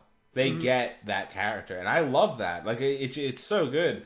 Again, that's the Alfred that we're gonna get for years to come. Bruce and Batman will go through some iterations. The Joker will be better and better. Like, well, I always think if he. Oh, that's not true. Sorry, I take that back. I always think if he gets it. I just remembered things. I thought that version of Alfred got such an iconic line reading in Batman Forever when he says, "He took the car, sir." Because, like, what, the Mercedes or whatever. He goes, "No, the other car." The Lamborghini? No, the other car. His eyebrows make a full 90-degree turn. Yes. He says the other car, and it's amazing. You know, so when I saw this on Saturday, it's a Fathom event. When they do the Fathom events, there aren't trailers. There was a 30-minute popcorn line. We waited for the popcorn. When we got into the movie theater, I was like, we're gonna get in there around the time the movie starts because there's no trailers, and it's like around the time the movie starts, it's like we've got about 8 minutes of leeway though, because it's the longest opening credits of any movie.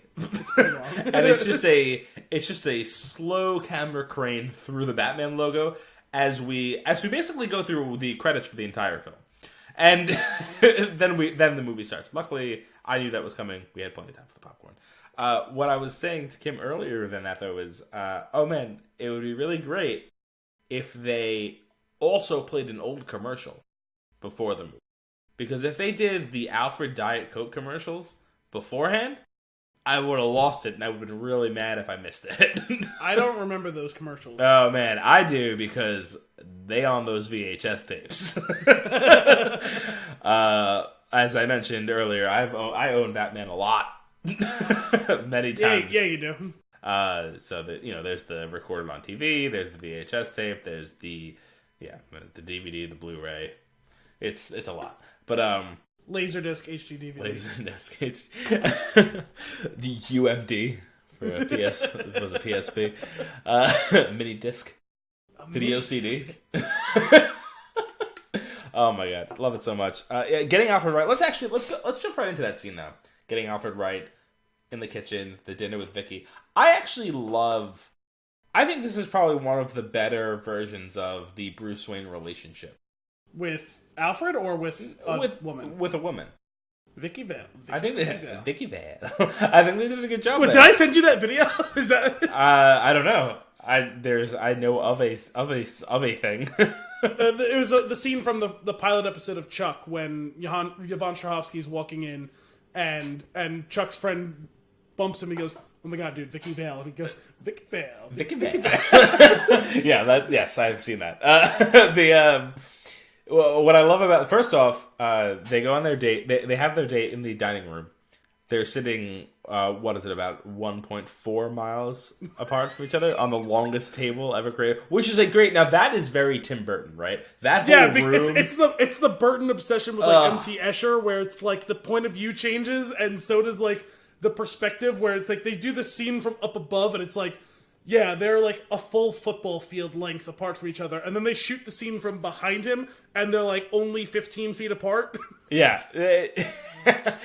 So they do. Can you pass the salt? He gets up and he walks along the table, passes the salt. What I love this is one of the greatest lines of the movie, though. Like one of the great exchanges. She goes, "Do you like eating in here?" "Oh yeah." Actually, I don't think I've ever been in this room before. Look at here.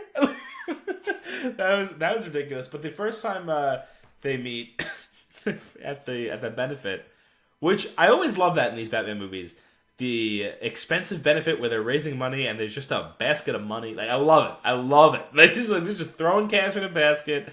Alfred's following Bruce around. Every time he puts something down, Alfred's there to pick it up. Like because it's so ridiculous. But one of the things that's amazing. But one of the best relationships, the Bruce and Vicky relationship is great. The best relationship is the Knox and Vicky relationship. I like their fun work relationship where clearly he knows, like, he's absolutely in love with her and knows that it'll never be a thing. And he's like, he's kind of He resigned. still shoots his shot repeatedly, though. He's what?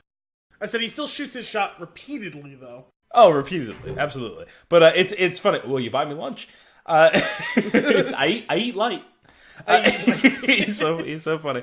But he must be king of the wicker people. So I love when when they go into that was it living room, dining room, arsenal. They're walking through there. When Bruce sneaks up on them, he says that line. He must be king of the wicker people. Actually, it's from Tibet. How do you know? Oh, that's because that's where I bought it. Oh, hi, Bruce Wayne. Are you sure? That's a great line. This is dumb. These are really dumb things. I know that these lines do not make a great movie, but these are the things that I adore about movies. This is why I love Kevin Smith movies. I love witty dialogue. I love that you had to be paying attention earlier, that you have to know what's going on, that the dialogue in itself is its own fun little movie. Like, she asked him earlier which one of these guys is Bruce Wayne, and he goes, I'm not sure. Are you sure now? Are you sure? I am now. Yeah. Oh my God, it's such a great line. Oh, by the way, Alfred, get him a grant. Yes, that's it. That's exactly where I was going. That's a great line. A lot of people, they're not going to pick up on that line. They're not even going to register it. It's not going to be funny. That's for the people that are really paying attention to the dialogue and how fun it is. I didn't give Kim a chance to recognize it on her own. I was like, listen, that was important. And then I pointed at the screen when he said it. But it was really, when he says that, he goes, I'm Bruce Wayne. Oh, can I get a grant? And he just taps Alfred on the shoulder. Yeah, can you give Knox a grant? I love that. It's so silly. Oh my God. There was a lot of like weird little things that like was like, oh, like that's like on its own maybe not that funny, or it's one of those things where it's like if you tell it to someone else, they're like, oh, why is that funny? But it's like you had to be there, or like you had to be watching it, because like I remember, I don't know why it got me so like much, like I like gave an actual real like laugh, is they have their date, right? They end up going to bed. It cuts away to a scene with the Joker, I think. Then they come back, and the two of them are laying in bed. It's clearly early in the morning. And there's quiet music as they're, like, he's, like, holding her, and she's asleep, and he's still awake, and he, like, shifts himself, and I'm like, oh my God, they're playing the Danny Elfman theme of, like, Batman theme on, like, one single piano very quietly. And I was like, what? And then he gets up, and he hangs himself like a bat. Yep. And he's just hanging from a suspension thing like a bat. Yep. And I'm like, what? They really fucking do this? He's just gonna be a bat. Like that's absolutely. That's our foreshadowing for her figuring out that he's Bruce Wayne is Batman eventually. Is he like part of my arsenal of things that I have acquired to like put together my case and figure out, oh God, like Bruce Wayne is a bat. His Batman is he's hanging like a bat. Postcoital bat and Batman theme. Absolutely. It's in your face a lot of the times, and it's great. Yes, the single note Batman theme. Speaking of which, that Danny Elfman theme is amazing. Mm-hmm. Probably gonna sing it at the end of the episode. It's so good. And how about the Prince music? I'm surprised you didn't demand me to do it for this episode, considering we did it for Avengers a few weeks ago. Yeah, it would have been. It'll be a little bit more difficult, not in person, but but all that Prince music, we got the Danny Elfman music, where they mix together really well. There's some amazing synergy happening there that I don't understand at all why it works, but it does. They did seem to get some of that stuff right over the course of these movies, right? Because some of the stuff with the score from Batman Forever with Seal mixed into it too. Some of that worked pretty well too. So, oh my God, my friend Al, rest in peace. He used to do this. What? Yeah, so it's a sad story. But anyway, he used to wear button-up shirts. Every once in a while, out of nowhere, he would drop to his knees and rip his shirt open and go,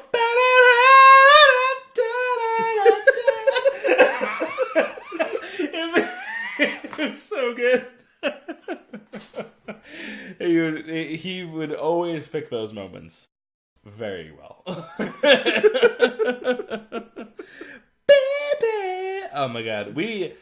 Batman Forever is a movie that we're going to have to do in person. So, the funny thing about Batman Forever, before you get to your fun fact. Yeah. Do your fun fact first, actually. So, fun fact was when 4 movies went on sale for Batman, they were playing all four of the late 80s, early 90s Batmans. They're playing them this week, basically.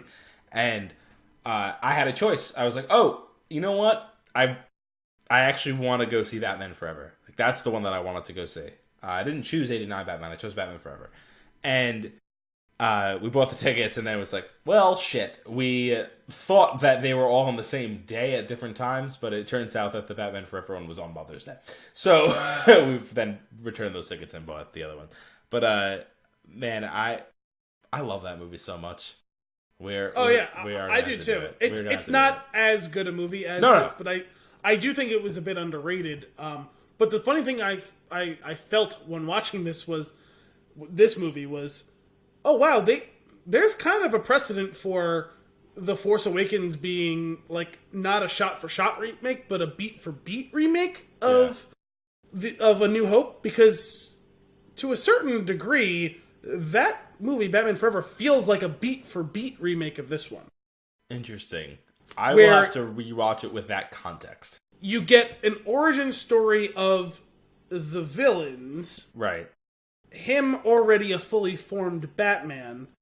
We get a bit of the backstory of Thomas and Martha getting killed and how it's affected him psychologically. Right. A gorgeous blonde who's poking and prodding into that background as she gets closer and closer to the man himself and ultimately finds out he's Batman.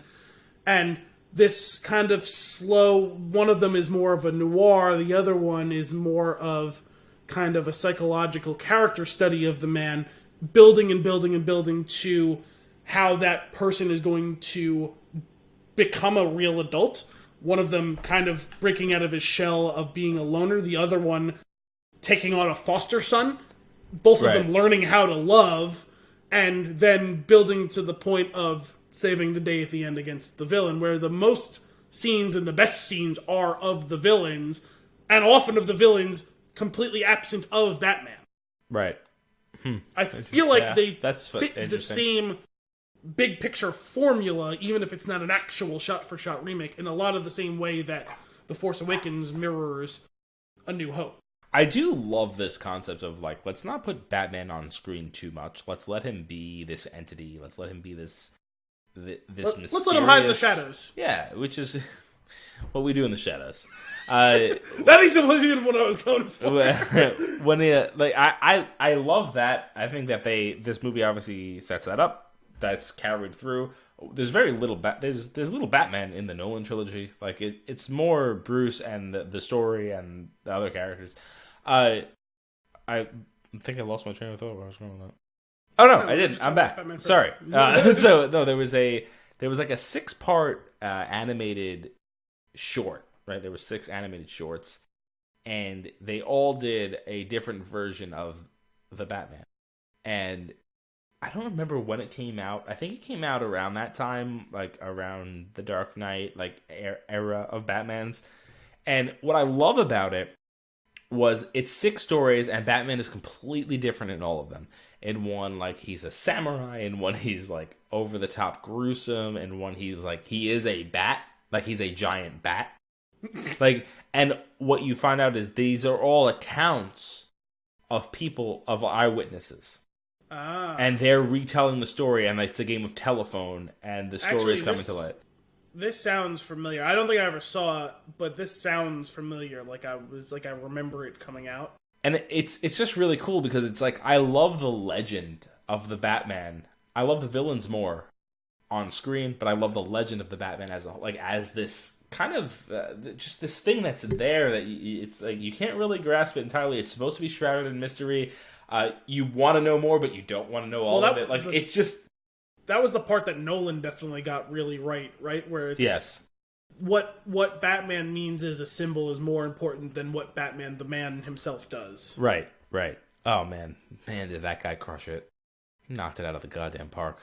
And there's some weird, cheesy stuff that, like, I'm laughing at it in with the Keaton one, where even just the very first time every time that they intro him with the cape up like the wings as he's being, like, rigged down into the into the scene, I just want to laugh at it every time. Absolutely. That, and unfortunately, like we really mentioned bad. earlier, like that's what they doubled down on instead of instead of the good things. That's the stuff that they went with, which is unfortunate. I can't watch this movie or Batman Returns and not think of New Girl. And think of who? New Girl. Oh, yeah, Keaton. It's too much. It's all I can think about is Schmidt being in love with Keaton Batman and emailing him, obviously. Yes, of course. Perfectly normal thing to do. God, it's so funny. I had one thing that, actually two things about this specific Joker that I found entertaining. One, I thought it was interesting doing the thing where his face is actually that color, and he puts on makeup to make himself look normal. What a great practical effect. Yes, two things. One, the practical effects were great there, and two, like, it just felt like a fun way to turn the idea of the Joker on its head, where it's, he's not a psycho who's putting on this clown mask, he's a psycho who's trying to mask that he's a psycho by putting on a mask of a real face, and being perpetually disappointed by how people see through it. I'm molten! Which, yeah, that's great. Which she just throws a glass of water on. Oh my god! But I think it subtly informs that whole thing, right, of him poisoning all the people and them also ending up dying with their face in a rictus of pain, exactly the same way as him, right? And the whole idea of her, like of Alicia was it Alicia or Felicia, one of those, being a blank canvas for him to work on, right? It was a good job, show don't tell, that I really appreciated. Yeah. And the other thing was I thought it was just like a gag, and then I realized, oh no, they're actually doing this because of the real life struggle that he's clearly having with this. When he first it's right after he kills Jack Palance, and they cut away to something else, and then they come back, and he's sitting in the office on the couch, and it's when Alicia comes in, and he's drinking the martini, but he's not actually drinking the martini because he can't figure out how to navigate the liquid into his mouth without spilling it all over his face. And when I say that, I mean Jack Nicholson. Yep. Not the Joker. Jack Nicholson is like, I have to pretend to sip this martini because there's no way I'm getting this into my mouth. Okay, so two things on that. One, for whatever reason, I don't know why, it's one of the most memorable lines to me. It sticks in my head. I say it for no reason throughout the day. She walks into the room and he goes, "Honey, you'll never believe what happened to me today." And she faints. Great line. Yes, you're completely right. He does not know how to drink it, but by the end of that scene, he just goes for it as they cut. Because I assume it went all over him. Oh my god. I love that. No, actually, when he kills Jack Palance, and he flips, he goes into the chair, and then he's looking at the paper. He's wiping it with the blood. He's wiping the blood away from it because he's ruined the paper. And he's sitting there, and I forget what he says, but then he goes, this is, again, him having fun by himself on screen. Ooh. Ooh. Ooh. Like, what is he doing? There's even just scenes where, like, he was talking to Bob the Goon, which I think is what he's credited in IMDb as Bob the Goon. Fantastic. And I forget what he was snipping out people from the photos, right? Yep. And Bob walks in and talks to him, and then they handed him the pictures, I think, and then he leaves. Stop the press. And he's still cutting the thing, and then I think he gets up and he just starts twirling, and the shot is entirely like Scorsese over the top the whole time, like the Scorsese like ceiling shot. And he's just like spinning like a whirling dervish and like singing, and the carnival music. After he kisses the photo. Yes, after he's kissed the photo, I think, of Vicky, and Yeah, he's just spinning and singing and dancing. He's completely alone. Yep. There's nothing else going on other than whatever it was that he was doing. And then as they pull the scene farther up, you see there's pictures all over the floor. And I love that they use actual carnival music a bunch of times. The first time that he's introduced as the Joker, the flourishes as he's walking in is the end to that scene you were talking about when he kills Jack Palance. And they do the over the shoulder, like out of focus shot, and then he walks into the focus, and then they're flourishing with the carnival music. I think they do it again at the very end during the whole final confrontation sequence. I love that they use carnival music for the clown. Yep, no, it's fantastic. We haven't touched on a few characters. Let's talk about Harvey Dent. Why they didn't bother putting him on screen at all. No, I'm upset that we don't get a sequel with a Billy D. Williams Two-Face. Now, my God, does that man have swagger? Like that, he's on the screen for maybe a total of maybe like 70 seconds. Yep, that's about it. Right? But doesn't he command that damn screen? He does, but he just leaves me frustrated because why bother casting him if you're gonna completely and utterly sideline him like that? We've got enough to worry about without ghosts and goblins. That's not a denial. Knox is a great character. That's not a denial. No, he was annoying as shit, but the not a denial thing was funny because it happens multiple times during that sequence. Mayor, great tie. What do you think about... He's commenting, he's just complimenting everybody with like these ridiculous things just so they'll talk to him. So silly. The mayor sucks, and that's a pretty common thing in the Batman universe, and I think they know that. I want hot dogs, the whole schmear. What is that line? Are you kidding me? Also, this was the same guy who played Commissioner Gordon in all of the 90s and 80s again, ones, right? He's also great. That guy's got some delivery with his lines. I don't know what it is, but he's captivating. At times. Sometimes it comes off more as blustery. For me, when he does when he's talking to the cop, he's like, anonymous tip. Someone's cleaning out Axis chemicals. And he goes, my God. And he's like, who's down there? Eckhart, oh God. Like, he gets down, he gets in there, who's in charge? I want him alive! Like, he turns into like a 60s beat cop for that one scene. I want him alive! Conversely, I'm very confused by their siege plan when they went in to go get Joker, or I guess at that point he's Jack Napier and his guys. Because the cops immediately lose control of the situation and all fan out to the point where no one can see each other. And you get to the point where it's just Commissioner Gordon standing in the middle of the facility, completely alone, and Bob walks up and just puts a gun to his head, like, what the fuck is the commissioner down there without his gun drawn, without, like, full, like, he's not wearing a bulletproof vest. There's no one guarding him. He's completely alone. Anyone that opens fire is going to have to answer to me. When he's down there all by himself, after he told those guys to go up in different directions, and be careful now, be careful. Also, completely superfluous smoke bomb by Batman, because in the end, he looks right, he looks left, he looks down. There's someone 100 yards away from him in each direction, and I can't stress enough, like 100 yards. And he could have just gone, shoot the ceiling and jump up through the thing. Yeah. But no, he dramatically whips out a smoke bomb. Yes. Then smashes the smoke bomb, lets it envelop him as the cops are now only like 50 yards away. Right.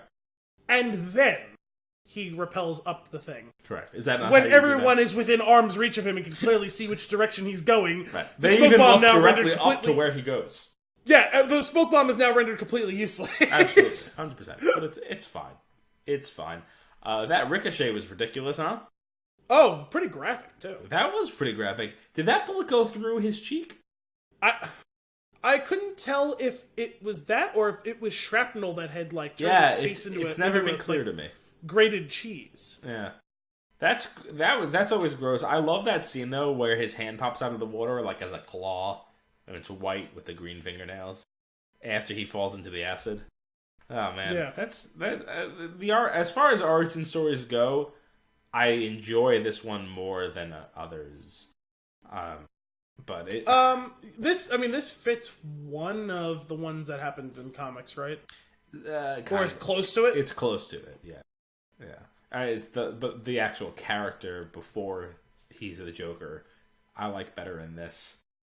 Well, it was a version that was somewhat similar to the Mask of the Phantasm one, right? Where he's a mob henchman who becomes something more. Mm-hmm.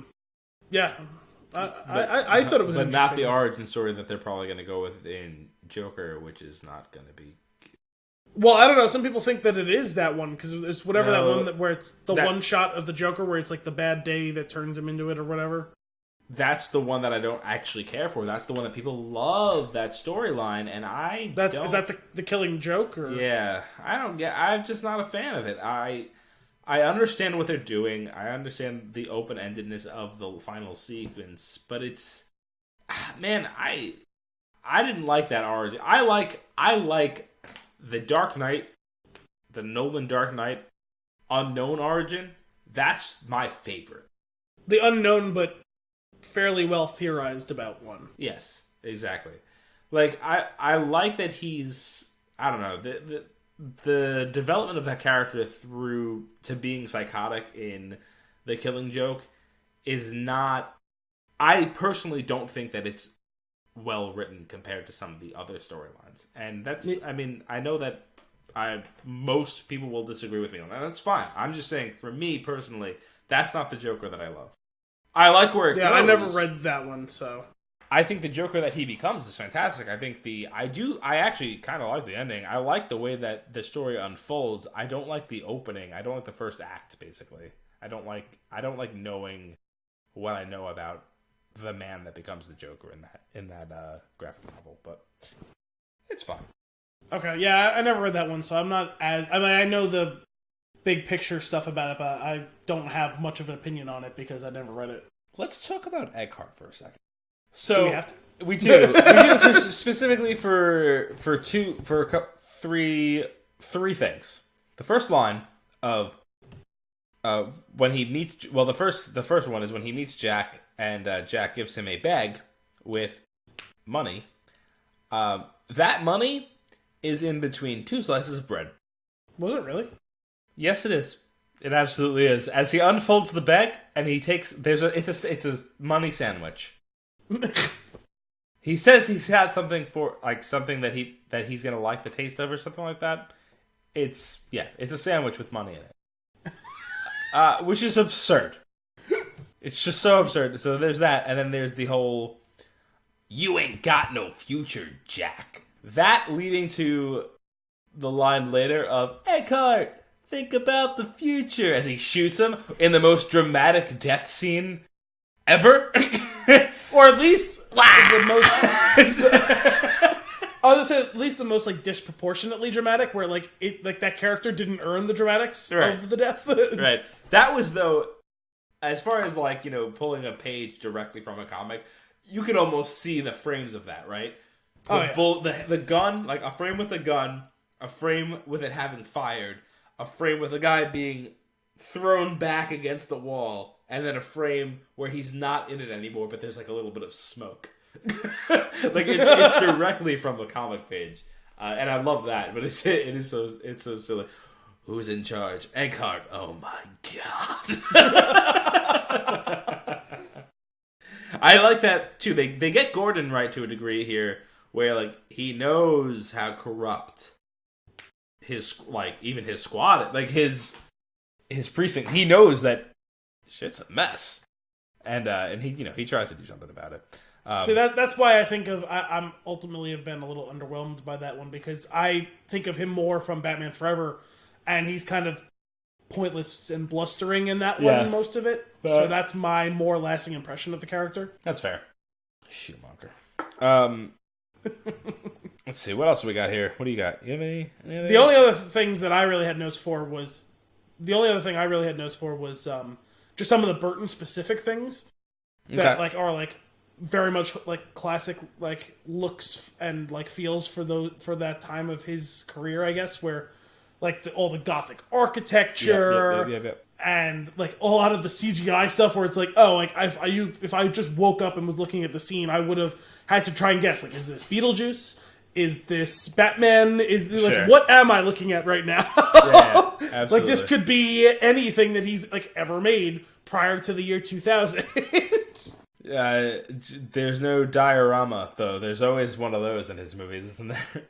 Sure, but Actually, that's not true. I guess it's the way that they shoot the Gotham as a whole. yes, it's the way that they do like those like landscape like establishing shots and stuff like that, and like when they zoom in on like a big building and it's very clearly CGI put across a real background, and it's very obviously CGI across a real background that is a miniature, and everything is like shiny in like the same exact creepy way. And I guess he has his own version of his early career CGI that he did because he was a Disney animator before he was a director and all that stuff. But it's also stuff that really didn't age well. No, there's two scenes in particular that let's talk about three scenes specifically. First off, the first one is very early in the movie when they do the top-down shot of the building and Batman is there and he turns and his it's so bad. It's just a hand-drawn animation of a Batman with his cape. That one's horribly done. It's also egregious. There's no reason for it. Yeah, and then there's the final scene of the Joker falling. It turns into an animation. I don't understand it at all. Where he like shrinks and disappears as he's falling. Yeah, like what was that? Why wouldn't you just pan the camera back? Like like put him on his back and let him flail and like pan the camera back. Like I don't whatever. I'm not a filmmaker. I'm not a filmmaker in '89. Then there's the maybe one of the worst ones, just because there's no reason that it had to be this way. The bat signal at the end is clearly on a curtain that is waving. And I didn't notice that. I don't understand why they just didn't hold it still.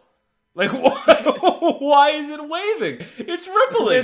There's spooky clouds. Spooky. Creepy paper. Yeah, that's what I was thinking. Creepy paper.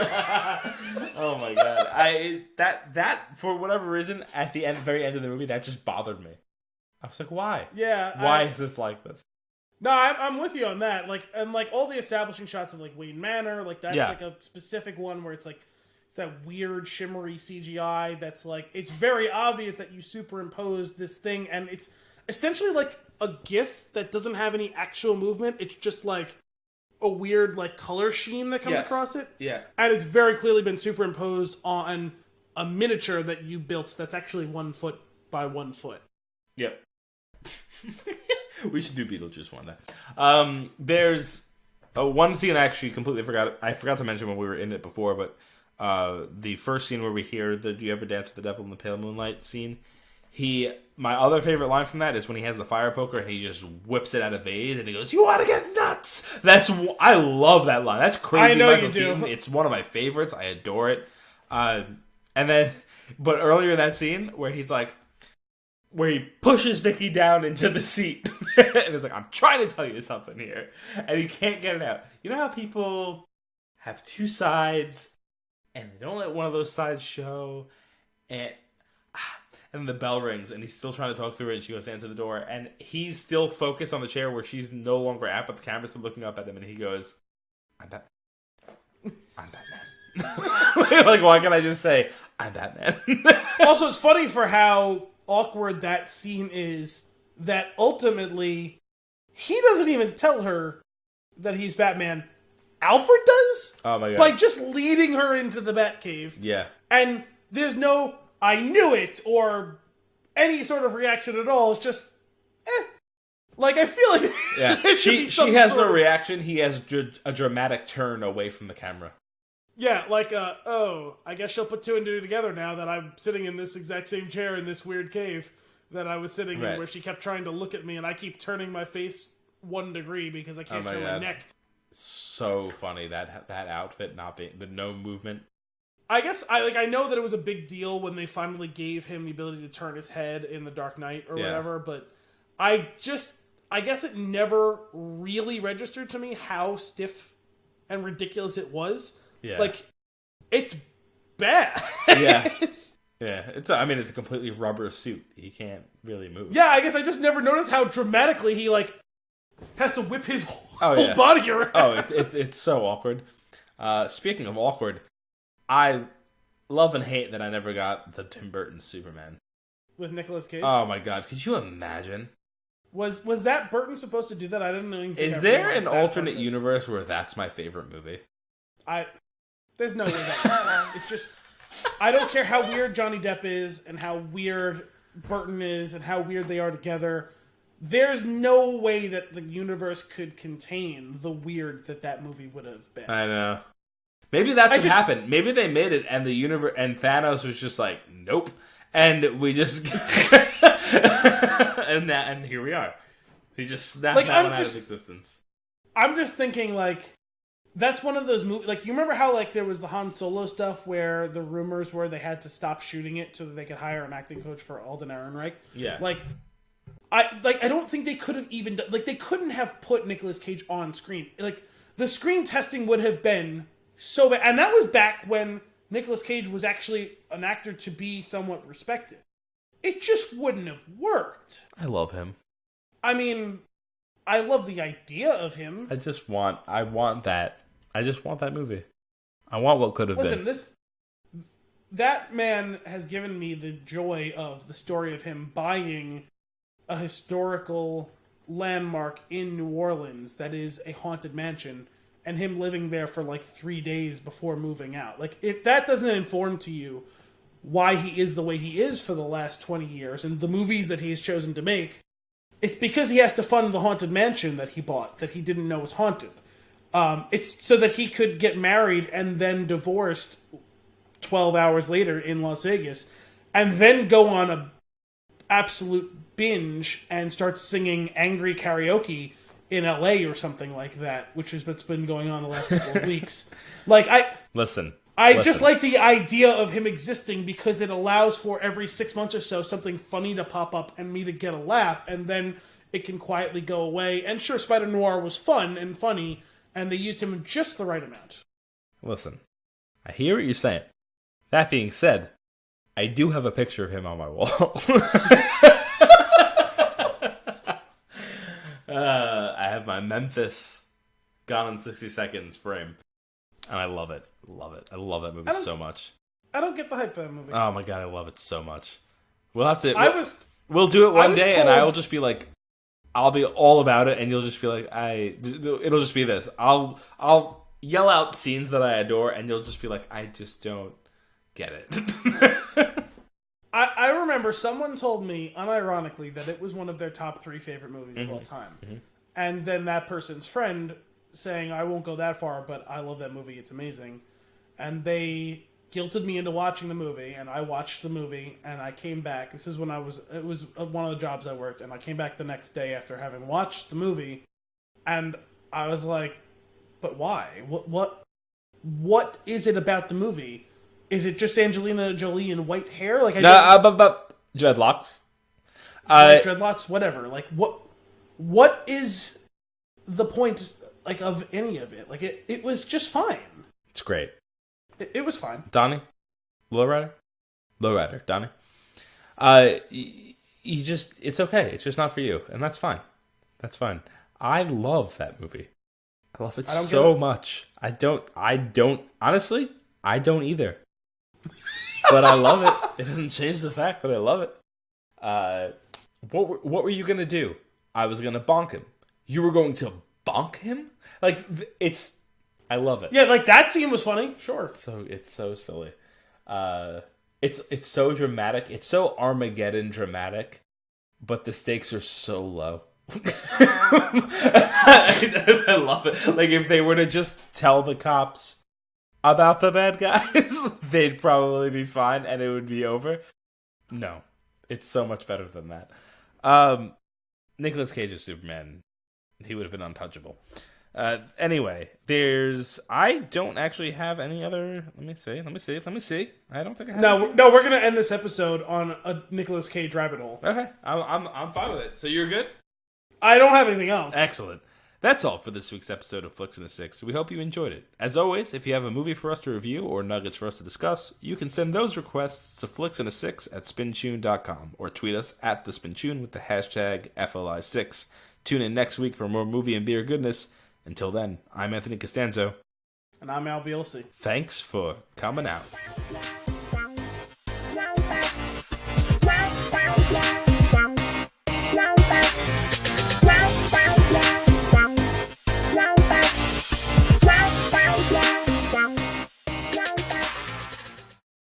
Da-na-na-na.